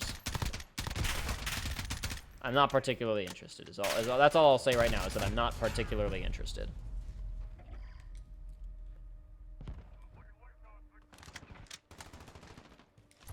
Well, Widget Rose, understand that when you said because he's a mole, Jacob. Well, I clipped under the map previously myself. I spawned in on a teammate who was below the map, and when I attempted to shoot people who were above the map, I just hit a solid wall. So he happened to be in an area where the hitboxes, where there was not a solid ground volume where you could shoot through it, I guess, and I was in a bad spot. I can't sleep because I'm sick. It's 1 a.m. here, says Widget Rose. I mean, it's pretty late where I am too. I shouldn't even be doing this, but I had a very busy day, and I wanted to play this one more time before the beta goes away tomorrow morning. And I could not start until a couple of hours ago. Yikes. Okay, I was hoping at least the Claymore would kill the other guy when he walked in front of it, but no such luck. Darn. Oh, boy. Alrighty, well, I mean, I joined this one late. I'll see if I can possibly do a good job and help my team bring this one back around, because it looks like we're behind by a not insignificant margin. But I'll try my best and see if I can help, regardless. Still a guy hanging out right in front of the cave. I saw him on the fly-in.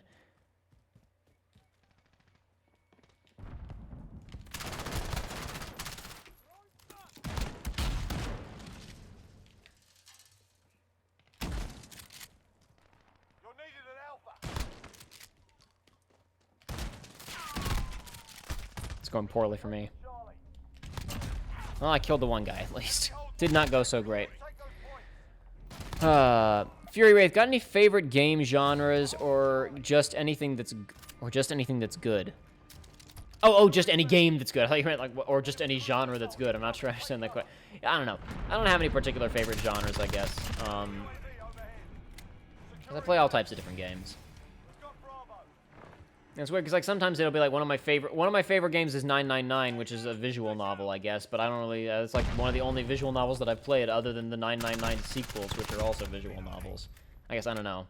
I haven't technically played Zero Time Dilemma or watched Zero Time Dilemma yet, and that's definitely not a visual novel. I'm sure that I'll like it when I get to it though, because I like the other two well enough. I've heard that Zero Time Dilemma is kind of polarizing, but yeah, I'm sure I'll still like it. I could certainly be wrong, but I suspect that I will enjoy it. Not out of just brand loyalty, but because I was into the ideas of the previous two, so I'm sure that it'll still be interesting if nothing else. But then it's like, and then similarly, I really don't play that many puzzle games, but the Professor Layton games. Professor Layton is probably one of my favorite just overall franchises in general. Like, I still haven't finished Azran Legacy. I need to do that soon. But I haven't gone back to it for years. I need to go finish it. But the only game in that series that I'm like on that I've finished is Last Spectre. And even that game, it's not bad. It's just like not as good as some of the competition. Damn it. I tried my best, but it wasn't nearly good enough.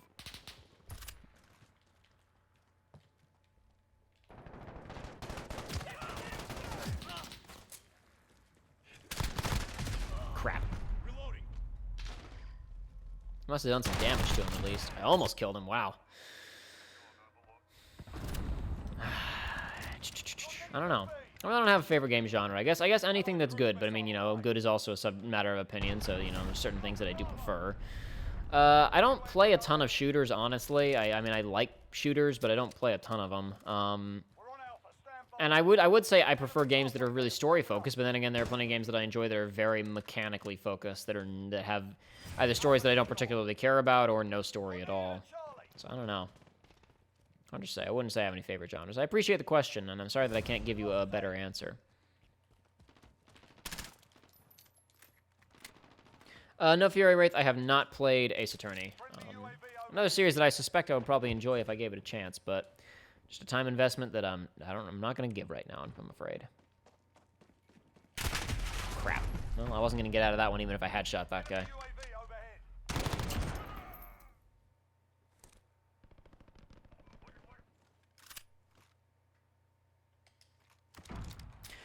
Felipe Vega asks, if it's not a personal question, what you been doing all day that took so much of your time? I'm not going to go into too much detail, just so we don't get into any personal details, but I had an event that I was attending that took up a couple of hours, and then I was spending some time with my parents before my dad skips town for most of the week. We were watching something together last time. A while ago. There was something we were watching a while ago, like a week or two ago, that we did not get to finish. So we were finishing that and then kind of watching the next episode of it. And it's kind of a. I'll tell you, because I mentioned earlier that I'm watching it. It's the Ken Burns' Roosevelt's documentary. The Roosevelt's an Intimate History, I believe is the full title, which is on the lives of Teddy Roosevelt, Franklin Delano Roosevelt, and Eleanor Roosevelt. And we almost finished the first episode a while ago, but just didn't quite get there because we started it a bit too late. And all of Ken Burns' documentaries, each episode is feature length, so you're in for a ride. And we didn't quite finish the episode 1 last time around, so we finished episode 1 and started episode 2, and again did not quite finish it. So that was a bit of a time sink. That was like a finishing one and almost finishing the other was a 2-hour time sink on its own. And then before that, I was having dinner and. Working on some other stuff in the morning that I had to get done that just wasn't not time to play video games. So, that's mainly it. Nothing too exciting, I'm afraid. You're needed at sea. I mean, that's A. I don't need to go to C. I mean, I can go to C, but it's all the way over there. I can't get to it. C. Oh!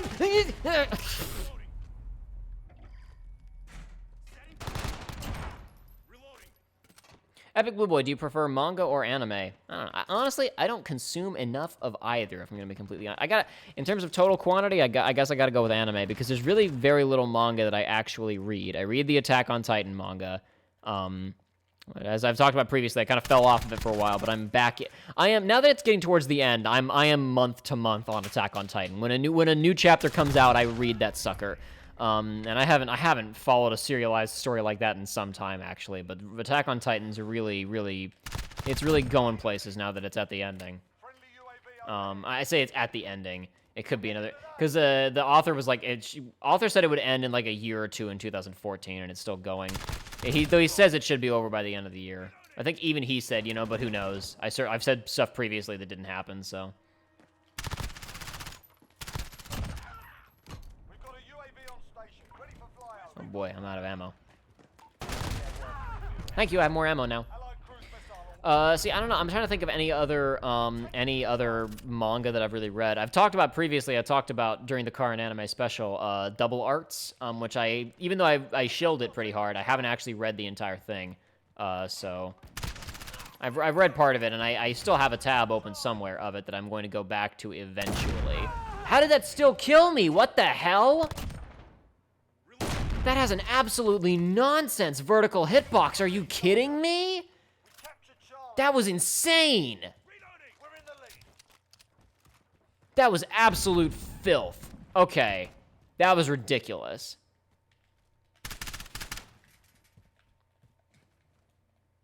No, I'm calling BS on that one. That's the first real true trash I've seen in this game so far, other than the Claymore strapped to the top of the drone, because that was pretty trash. But that was also clearly something that's going to get patched. There's no way that that's intentional. That hitbox was nonsense. I can't believe that killed me. I shot that with more that was the most confident I have ever been in shooting a Claymore, other than, like, you know, being directly behind it. That was redonkulous. Okay. Hey! Dead. Yeah, it's beta, says Epic Blue Boy. I know, but only so many balance changes are going to happen before the game comes out. Game comes out in about a month, in, like, almost exactly a month. It comes out on the 25th of next month, I believe, or something like that. I don't know. Not that it's going to affect me, because I'm not buying it when it comes out. I'm going to wait until I hear from people about whether or not the campaign is trash or not. We're on Alpha. Stand by. Whether or not it's a tasteless, steaming piece of garbage or not. Once I have appropriate data, then I will make a decision. Assist your team at B. Uh-oh, they're taking B. I will go and assist. Oh, they're taking Charlie. Well, we were about to win that hand. We were about to take that at the last second. We were about to snipe it away from him. Didn't happen, though. Oh, dear. No. You know what? I gave that guy a target so my friend could fight his way through him. That was a tactical death right there.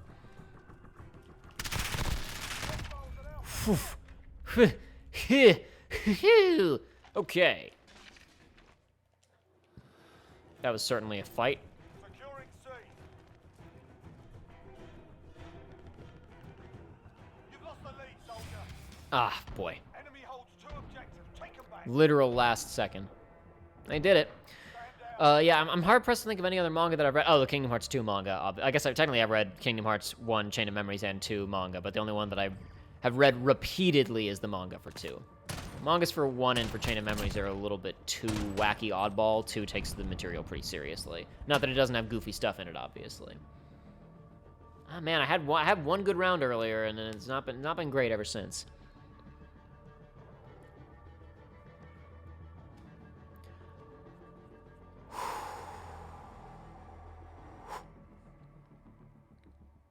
So yeah, I mean, I guess anime over manga, for me personally. But that's not a fight that I have a ton of stake in, I'm afraid.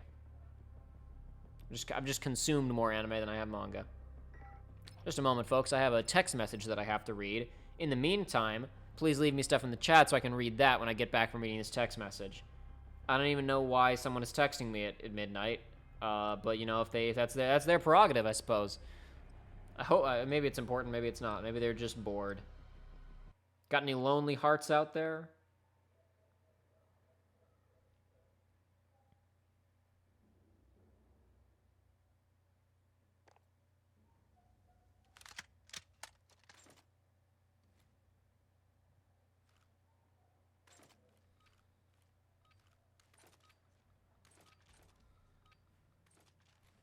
Reloading. We're on Charlie. Stand by. Charlie secure. Reloading. Command is ours. Maintain Okay. grip. Losing B. Yeah, I'm back. I'm back.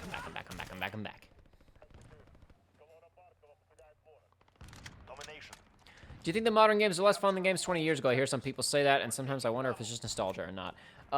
There's a great I forget if it's in his review of Sonic Mania or in his top 10 games of the year that features Sonic Mania. Donkey has a great bit on this. Yeah, I think it's from his top 10 video for whatever year Sonic Mania came out, where he says that over the last 20 years, game developers have pushed technology to do anything to distract the player's attention away from fun. Sonic Mania has no such pretensions because it has no need for these distractions because it is fun. I certainly think that with an increased push towards... hold on one second. I think that in the old days, when the art and the music and a lot of the tech stuff just wasn't there, the only thing for developers to really focus on was gameplay fidelity. And I think that that focus has most certainly undeniably shifted as there are other things to really get so you can do more with story, you can do more with music, you can do more with graphics, and there are lots of other ways to appeal to a player, keep their attention, than just really high-quality gameplay. And I think that there are certainly instances where games are giving less attention to fun, quotation marks, to a solid mechanical experience than they are to other aspects of gameplay. I would not say that games overall are more fun now than they used to be. I think the better way of putting it would be that nowadays, a game can be successful and be popular without being oodles and oodles of gameplay fun, because it might be, oh wow, the graphics in this are amazing, the gameplay is amazing, the narrative is amazing, right? I think it's more that in the old days, game was really only going to stand out and stand the test of time and be remembered if it was a conventionally fun game with a really solid gameplay experience. So I think that all of the games that have stood the test of time from the 80s and the 90s and arcade game in the arcade era are games that were legitimately fun to play, whereas there are games from the last 20 years that are not necessarily as conventionally fun gameplay experiences.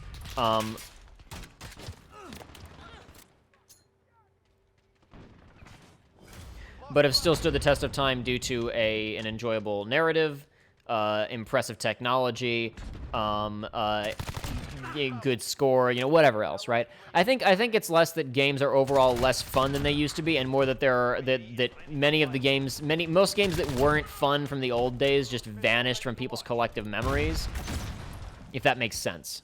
Whereas nowadays, there are other ways to leave a mark and have people remember you other than being fun. I think that's the best, other than being, extremely fun. Obviously, hopefully, you're still somewhat fun if people remember you. But I hope that makes some amount of sense.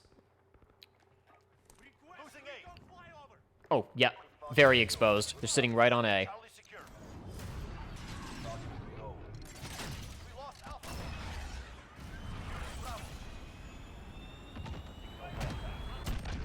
Awesome. It was too late to actually save A, but at least I got to hit somebody with it.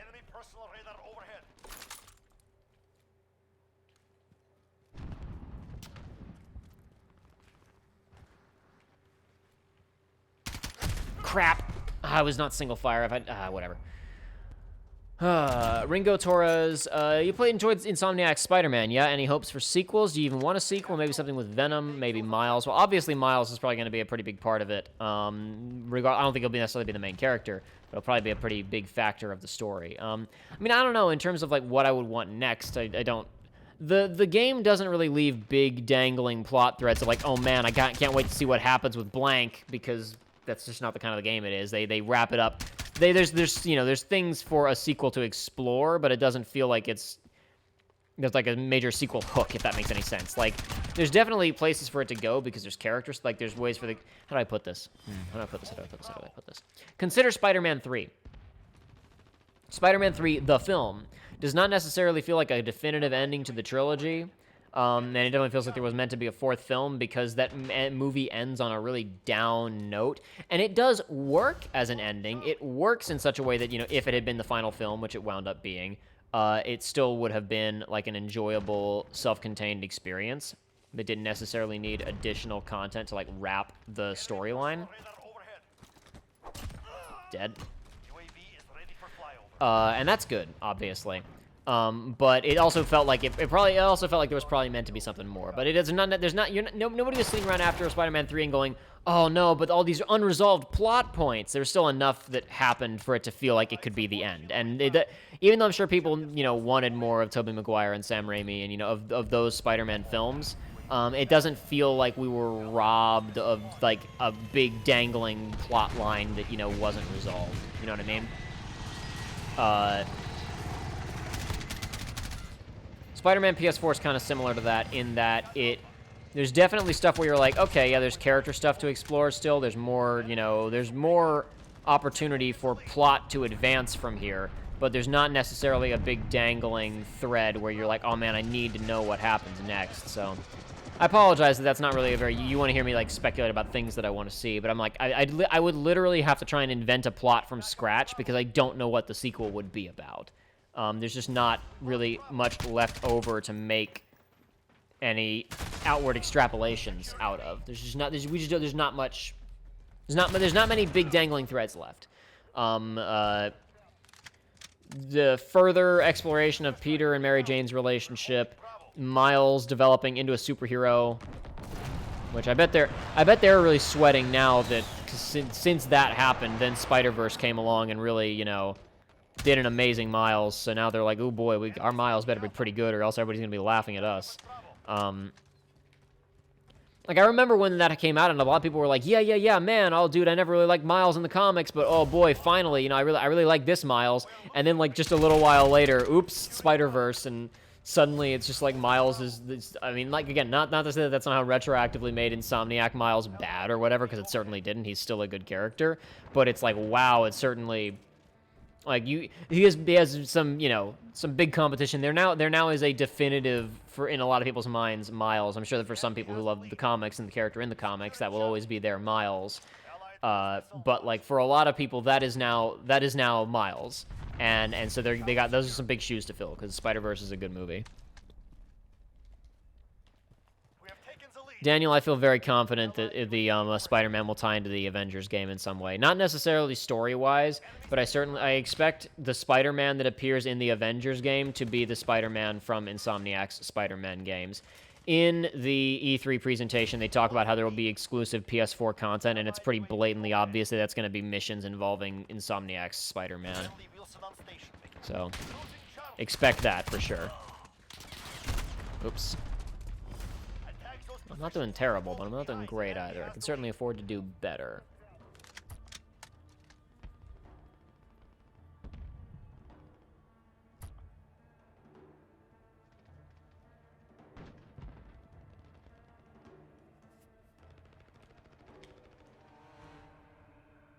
Just glancing at chat real fast.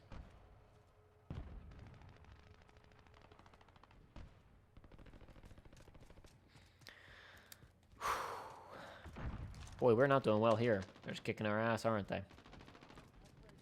We gotta cap some points real fast.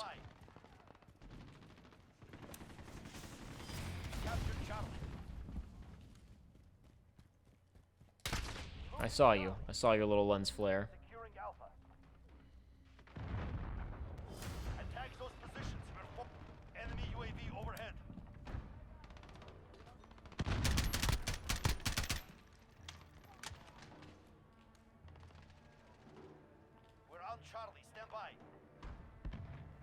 God, they already took A back? Or yeah, Charlie back there. They already took it back. How did that happen? We took it from them like 5 minutes ago.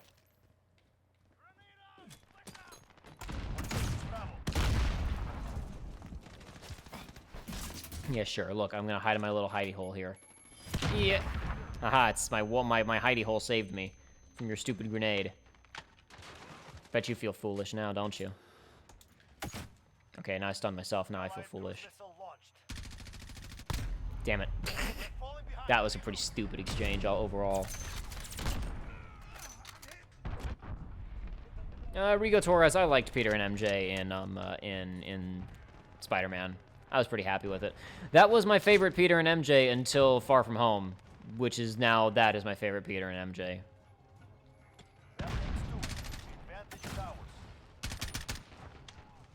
They're gonna win this one easily. Well, they ran away with that, didn't they? Well, I'm just gonna sit here and let the round end. Assist your team and travel. Allied support kilo inbound. Daniel says, thought the same, but then they recast Taskmaster between the games. Understand that it's not a matter... They're not being produced by the same people, and I don't think Disney necessarily has a lot of oversight on any of this stuff. I don't think they're necessarily putting in the effort to make sure that everybody's cast the same. I think there's going to be a very, very basic promotional... Oh, wow, look, it's Spider-Man. You can play him on PS4. I think that's it. That's all it's going to be. There's going to be no plot integration towards the Insomniac game. It's going to be...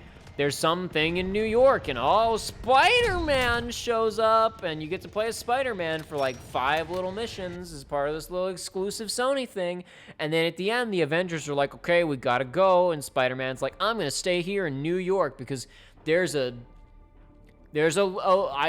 some weird rumors about insert villain from the sequel here, and then that's gonna be it. That's going to be it.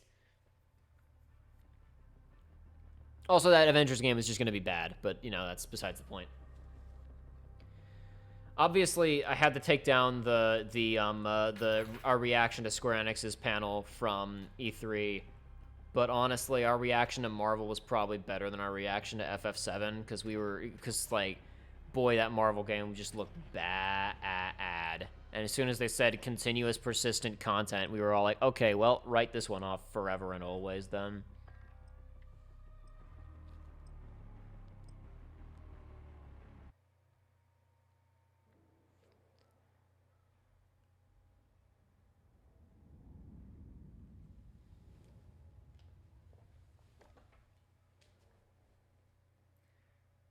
That Avengers game is not going to be good, mark my words. It's going to be a not terribly enjoyable video game, I suspect. It's also going to be a not terribly finished video game, most likely. Hello, it's me, Jacob. I'm doing a quick sound test because I never even looked at my meters on this, but I'm sure if you guys couldn't hear me, somebody would have said something by now since it's been going for hours. How are they already taking B?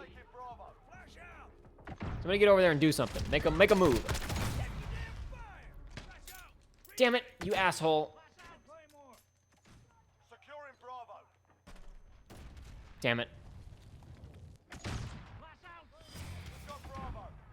We're in the lead. Well, at least we did something. Assist your team at A. Enemy personal radar in the air. Oh boy, God, look at that. They're taking both of them. What a bunch of assholes. Enemy holds all objectives. We've lost the lead. Securing Charlie. Got Charlie.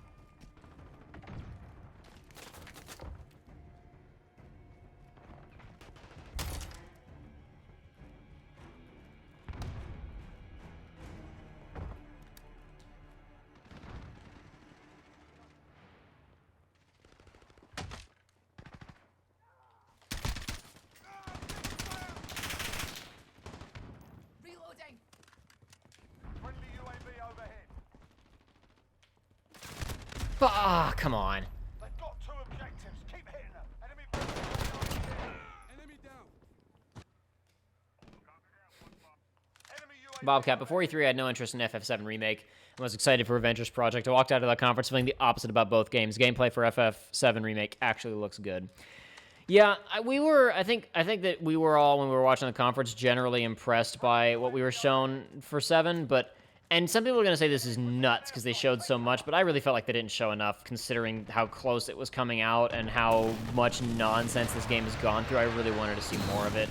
I did not, as much as I walked away saying, yeah, that looks like fun, I did not walk away going, okay, and now my confidence in the game has been substantially increased, if that makes any sense. Like, I was like, yeah, okay, the gameplay looks fun, but I saw a fight with a boss. This could be so easily faked. What if this is the only part of the game that's finished? The more recent trailer where we just saw, like, tons of stuff made me a lot more confident about the overall quality of the game, but again, I really am not wasting any of my energy caring about that until it's a real product that I'm holding in my hands. Before I had to take the conference down because of copyright, There were several comments from people talking about us being way too negative about the FF7 remake and just the conference in general, and it's like, we just didn't... Our confidence is not there. Who cares if the footage looked good? Square can make good trailers and they can make good footage. It was good that it was all gameplay, but I'm always skeptical. Allow me to put on my skepticals. Oof, okay. I was gonna go into that building and shoot that guy, but I didn't need to. He shot himself with an explosive. I don't think he actually shot himself. I think somebody else did it. The point is that he was taken care of outside of my control, one way or the other.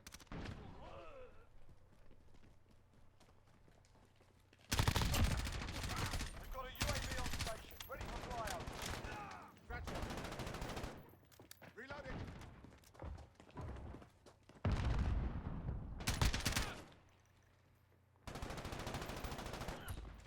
We're on Bravo. Stand by.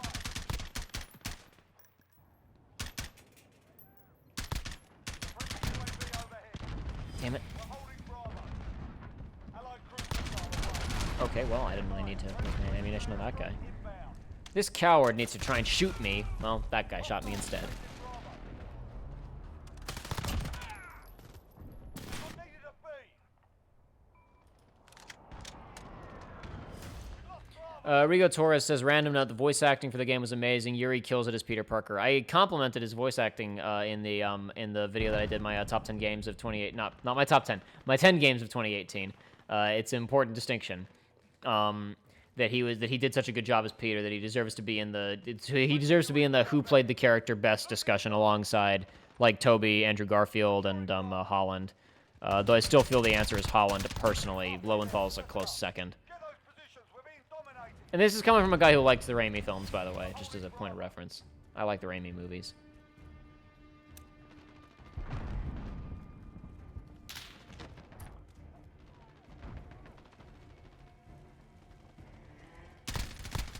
Oh god, it's gonna end so poorly for me. I was like, oh, there's one guy. Oh no, there's three. They multiplied. Got Charlie. I really wonder how the FF7 remake is going to handle things when they get out of Midgar, since the game becomes much more travel-y and less action that Midgar kind of provides. Well, we talked about this a little bit previously, and I don't want to spend too much time speculating about games that don't exist, as per my usual. I just don't want to waste my time talking about the type of stuff policy, but I'll talk about it briefly. UAV overhead. First of all, we already know that the remake the first part will only be covering like up to probably the ending of Midgar. We don't know that, but it certainly seems that way. That's what makes sense to me, both from a design standpoint and a marketing standpoint, is for it to kind of end around the ending of Midgar. That just makes a lot of sense to me. Also contains kind of it contains the like the assets that you're gonna have to create. There's a very clear kind of beginning, middle, and end to that whole sequence that builds up to a satisfying climax and conclusion and sequel hook. The only potential other way that I could see Part 1 going is there's two ways I see Part 1 going.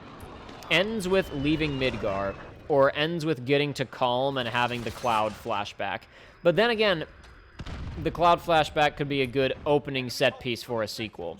I feel like depending on how they dole out the info, I feel like you don't, until you get that Cloud flashback, there's a lot of big question marks that the player has about what the heck is actually going on in the game. And you want to have those sooner rather than later, and I'm not sure that making people wait, 3 years for the next game to know that stuff is going to be a good decision, which is why I thought it'd be good to have it be the finale of the first game. And perhaps they'll do that, I don't know. It would be kind of a cool way to really mix up the ending of the game. Major aesthetic change-up, gameplay change-up. Get some big answers. And it still is a good, sequel hook. The main thing is just that means that the next game doesn't start out super-duper exciting. It kind of starts out with just, okay, and now it's time to go get a Chocobo and fight the Zolom, and nothing super-duper thrilling. But anyway, I suspect that part of the deal of all of this stuff is that Midgar is obviously the most iconic part of Final Fantasy VII.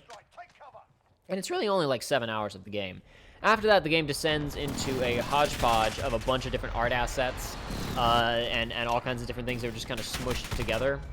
And I suspect that what will happen is they're blowing up Midgar because, they're making it much bigger because this is the part of the game that everybody remembers. This is the iconic bit. This is the bit we really want to let people explore. And then after that, it's okay, does Costa del Sol need to be any bigger? All Costa del Sol ever was a road, a bar, an apartment, a beach,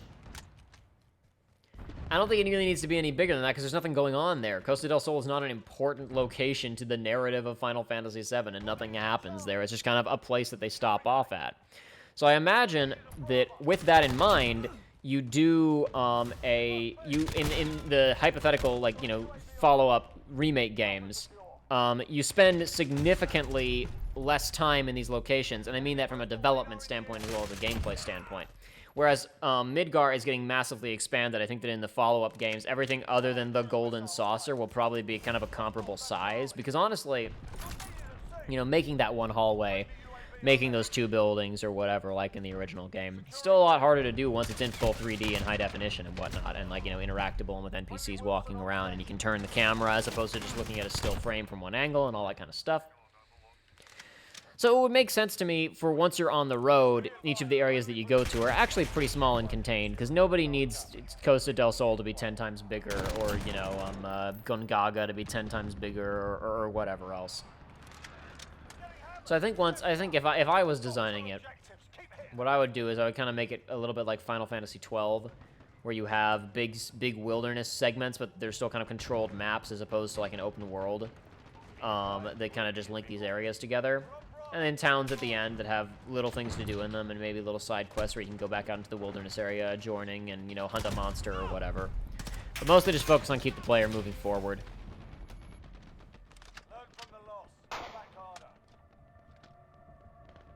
I think the flow of the later games will probably be very different from the flow of the first game.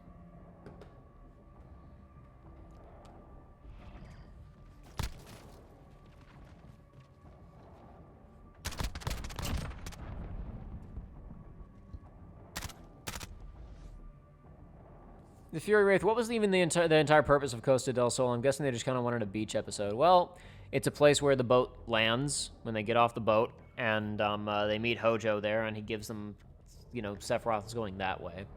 But I suspect that with many of these games, those types of games from that era, the art assets came first. And they didn't necessarily know where they were going to go in the world or their relevance to the story. I suspect that with many of these things, the concept artists figured stuff out, and then they started getting their pre-rendered backgrounds, and then they kind of had to string these things together. I don't know that for sure. But I suspect that there were just teams like designing environments, and, you know, then it kind of got figured out later which ones needed more resources and which ones were important to the story. I'm sure that some were dictated of like this is important, but then they needed more spaces to fill that in, more spaces for RPG exploration. I mean, because like, what the hell purpose does the fossil dig site serve to getting to the Forgotten City, right? And there's the frozen forest behind it to get there that locks you out. I think somebody designed a fossil dig site and a mini game for a fossil dig site, and then they put that as a barrier to the ancient city because someone word association went, oh, there's an ancient city, there should be an ancient dig site next to it.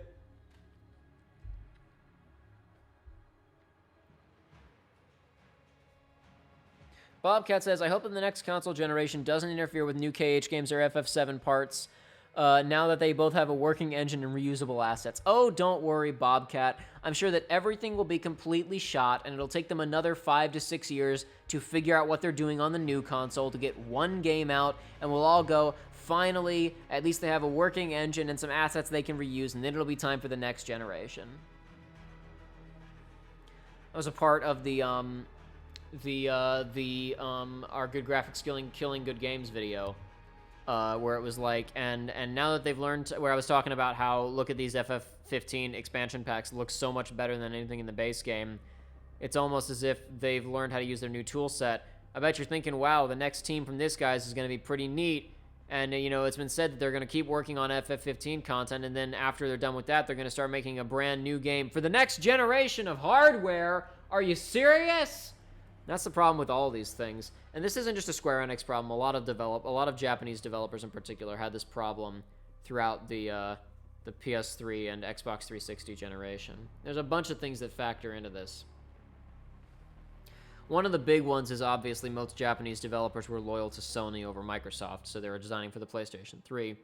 And the PlayStation 3 was notoriously not very friendly to developers. Like, it was just straight up difficult to develop on. It was difficult to make games for the PlayStation 3 because it had a really weird architecture. It was supposed to make things better, but it just made things worse. It's pretty thorough. I don't know all the details on this one because I'm not a software guy, so I've read about it. Some of it's over my head, and a lot of it I just don't remember right now. So you can look into this. It's like Cell something or other. It had some kind of flowery language to explain their proprietary systems, and it was bad. It didn't work.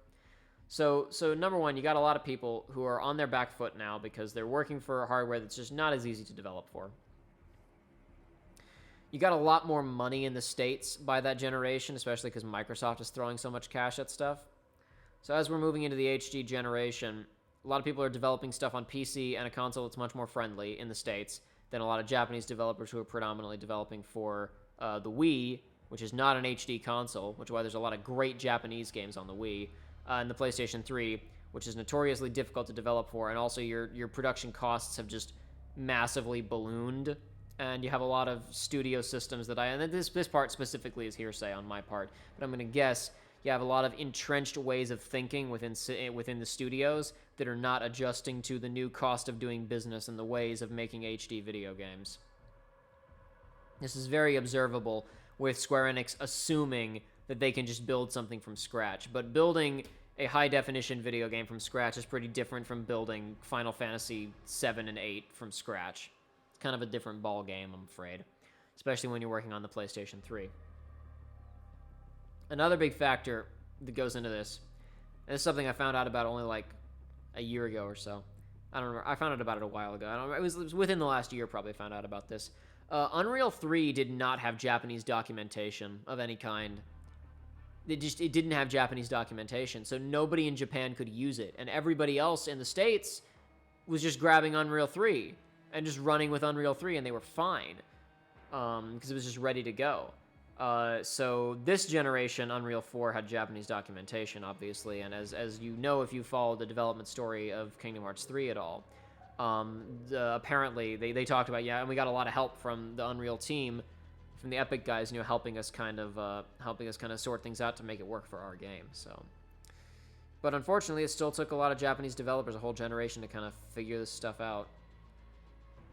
Now, I don't want to generalize, but it's just they've had some difficulty adjusting for whatever reason. There are certainly American developers who had difficulty, Western developers, I guess I should say, not American, who had difficulty adjusting to the next gen as well, to the PS3 and Xbox 360 and PS4 and Xbox One generations.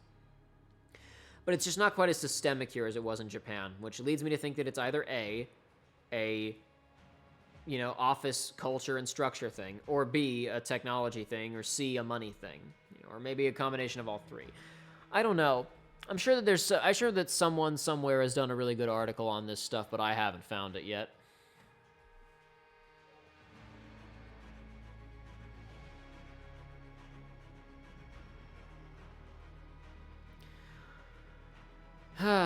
But we'll see. We'll see what happens. We'll see what happens as time moves on. We shall see what happens. Who knows? Maybe things will improve. Maybe they will stay the same. It's really very difficult to say at this juncture, I'm afraid. Boy, we didn't get the England map once tonight, did we? I don't think we did. I don't know. It's pretty late. I'm debating going one more round because I'd like to play. I'd like to try once more to get a good round before I quit this and it's gone forever tomorrow morning. I'm debating it, but I don't think it's a good idea. I'm thinking it's not a good idea. I don't know. Not sure. Trying to puzzle it out in my noodle right now. Mostly I'm thinking about Japanese video games.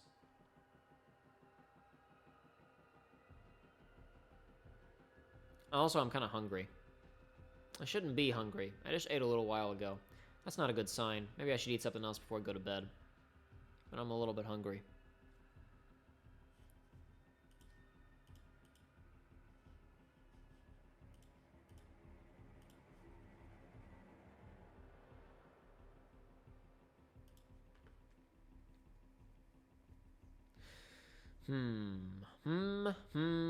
I say, I still just think it's hilarious that there's this reputation that Square Enix thinks that they have for cutting-edge games. And I mean, people still think of them as the guys with the amazing graphics, but then it's like, How many reviews for Kingdom Hearts 3 said it feels like a very good-looking PS2 game, you know? And it's like FF13 came out in the same year as Uncharted 2, and it was several years behind Grand Theft Auto 4, and Heavy Rain came out right after it. Heavy Rain technically came out before FF13 in the States.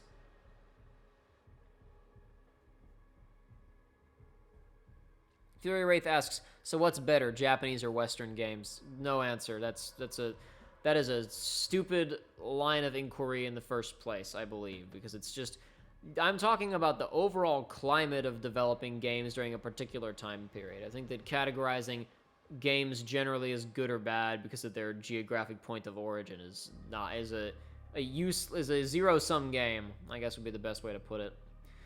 I think there's good stuff coming out of both countries. Not countries. They're not. There's more countries than Japan and the United States, especially because a lot of things that are thought of as United States games are actually developed in Montreal. Western and Eastern games.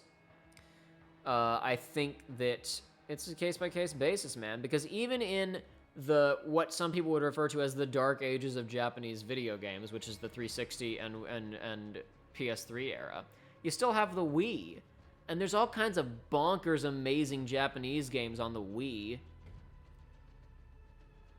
Some people think Xenoblade Chronicles is like one of the best JRPGs ever made, and that came out on the Wii. Nintendo, for all as much as people make fun of Nintendo for just making a bunch of weirdo nonsense during the Wii era, Nintendo put out some amazing games during the Wii's life cycle. I've played a lot of Mario Kart Wii, and while I still consider it to be mechanically inferior to some of the other Mario Kart games, I think that Double Dash and 8 are the strongest. I still like Mario Kart Wii. I still think it's a good game. It's very feature rich, and since it was the first one that really had online, I know DS had online, but you know the first one to really bring it to the big screen, if you will. It's a quality title. Playing Battle online, like Battle was finally fun because you could play it online. It was the only time I've ever really enjoyed Battle in a Mario Kart was in Wii. Even though 3DS had it online as well. I never played DS, so I really can't talk too much about the online experience in DS. I played 3DS, but not DS. The Galaxy games, amazing.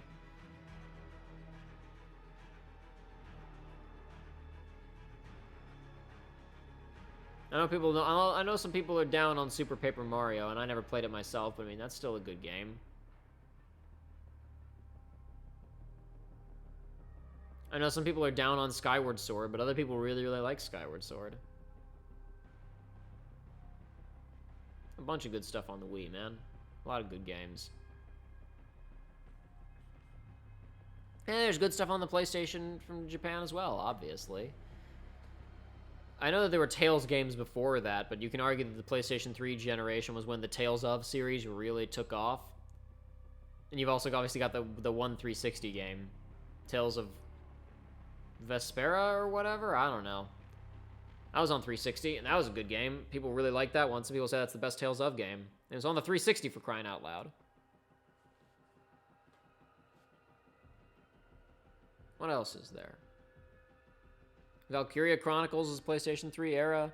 That's a good Japanese video game. Resident Evil kind of went off the rails on that gen. Some people liked 5.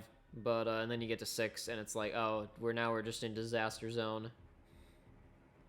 Platinum Games finally kind of became a household name in that generation, too. Platinum is one of the big Japanese developers that was just came out swinging for the entirety of that generation. Put out a bunch of good games that gen. Vanquish and Bayo were both that time period. And I think Bayo ran better on 360 than it did on PlayStation 3, if I recall correctly, because again, he's easier to develop for. And I mean, nerds knew who Platinum Games were before that, but that was Platinum Games' kind of flashpoint of people knowing who they were.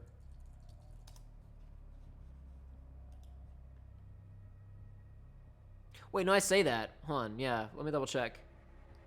When did they get started?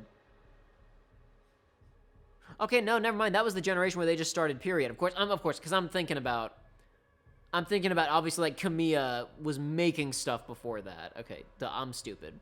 I have a tendency to lump Kamiya's career into Platinum, but that's not the case at all, obviously.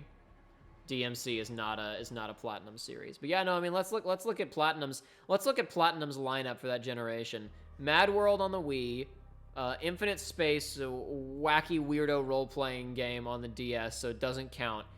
Bayonetta, Vanquish, Anarchy Reigns, Metal Gear Rising: Revengeance. We totally skipped over MGS4, but you gotta include that. For all of its problems, it's still a well-designed video game. And then I'm gonna you can still count this kind of as previous gen because the Wii U was a weirdo console, but then you got Wonderful 101 as well.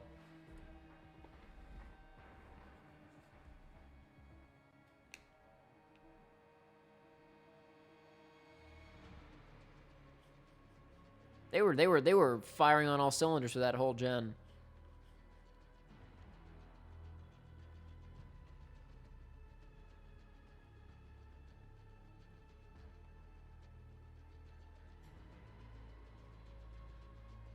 We also got Fire Emblem Radiant Dawn, which is like a lot of people's favorite FE. That's true, Crossburn. A lot of people really like Radiant Dawn. Of course, the big Inception flashpoint for that series of catapulting to public prominence is Awakening, which is so weird that it was a 3DS game. But yeah, no, a lot of people like Radiant Dawn.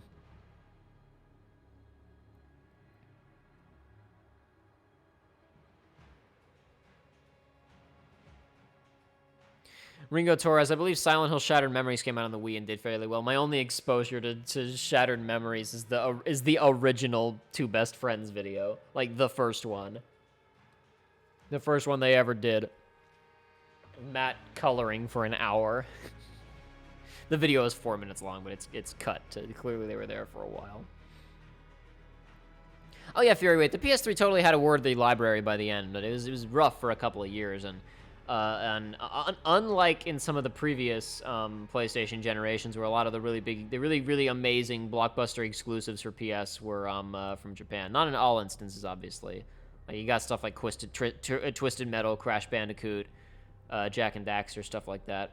There's not quite as many standout, amazing, bonkers titles on the PlayStation in the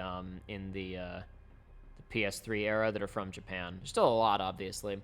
The Last Guardian is actually a perfect example of, like, that's a studio that I'm sure Sony was catering to and tried to help them, and like the environment of the PS3 was so difficult, and what they wanted to do with The Last Guardian was so ambitious that it just didn't get there, and it wound up getting bumped back by a whole generation. Though we don't know all of the details of what happened with Last Guardian, obviously. Oh yeah, and Nier was that gen as well, but Nier's not a... As much as I like Nier is not a particularly good game to play. That's a great example of our previous discussion where we were talking about, are games less fun than they used to be? And I was saying it's not so much that games are less fun, it's that in the old days you had to be fun to be remembered because your narrative or your art design or your music was not going to be strong enough to carry you in the public consciousness. Nier is a great example of a game that is not popular and well-remembered and revered because it is fun, because it is not fun. It is... Most of the Drakengard games, and most of the Taroverse games are not particularly fun to play. But instead, Nier is remembered for its narrative and for its music. And it's very highly regarded among many people who have played it, and I regard Nier pretty highly. I didn't play it, I watched a playthrough of it. I like Nier quite a bit, but it's not a fun game, and you couldn't have gotten away with being not a fun game in the old days. So when people say the games used to be more fun, I don't know if that's necessarily true. I just think it's the games that have survived in our memory from that time were the more fun ones. Fury Wraith also points out lots of Yakuza games on PlayStation 3 too. That's true, and that's because they got it figured out early with 3, which was kind of rough, but they did it and they got it out.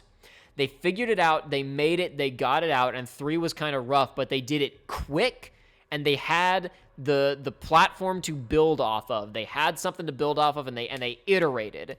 This is, again, something that I talked about in the Our Good Graphics Killing Good Games video, about how it's like Uncharted 1 comes out and isn't that great.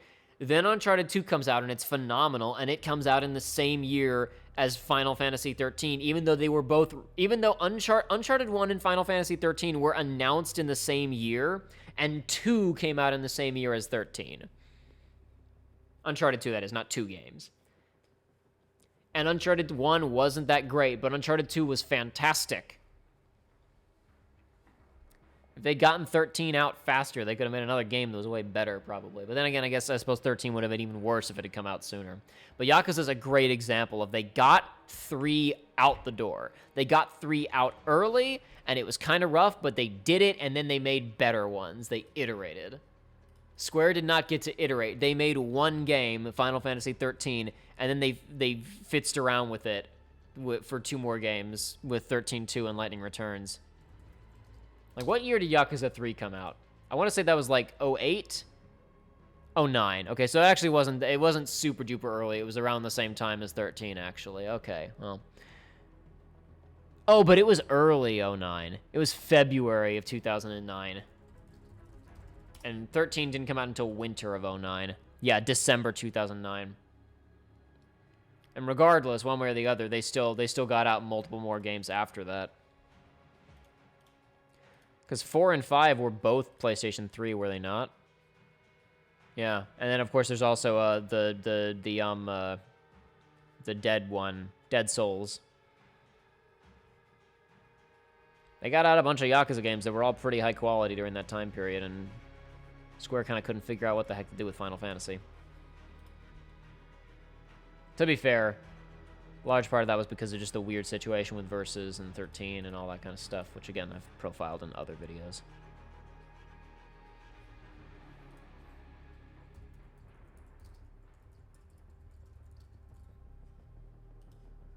Hold on. Getting new information here.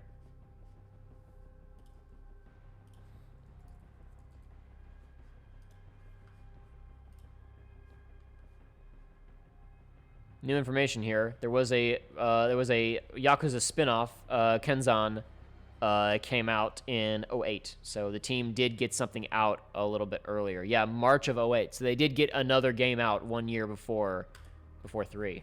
Thank you for the information, Fury Wraith. Thank you for the information.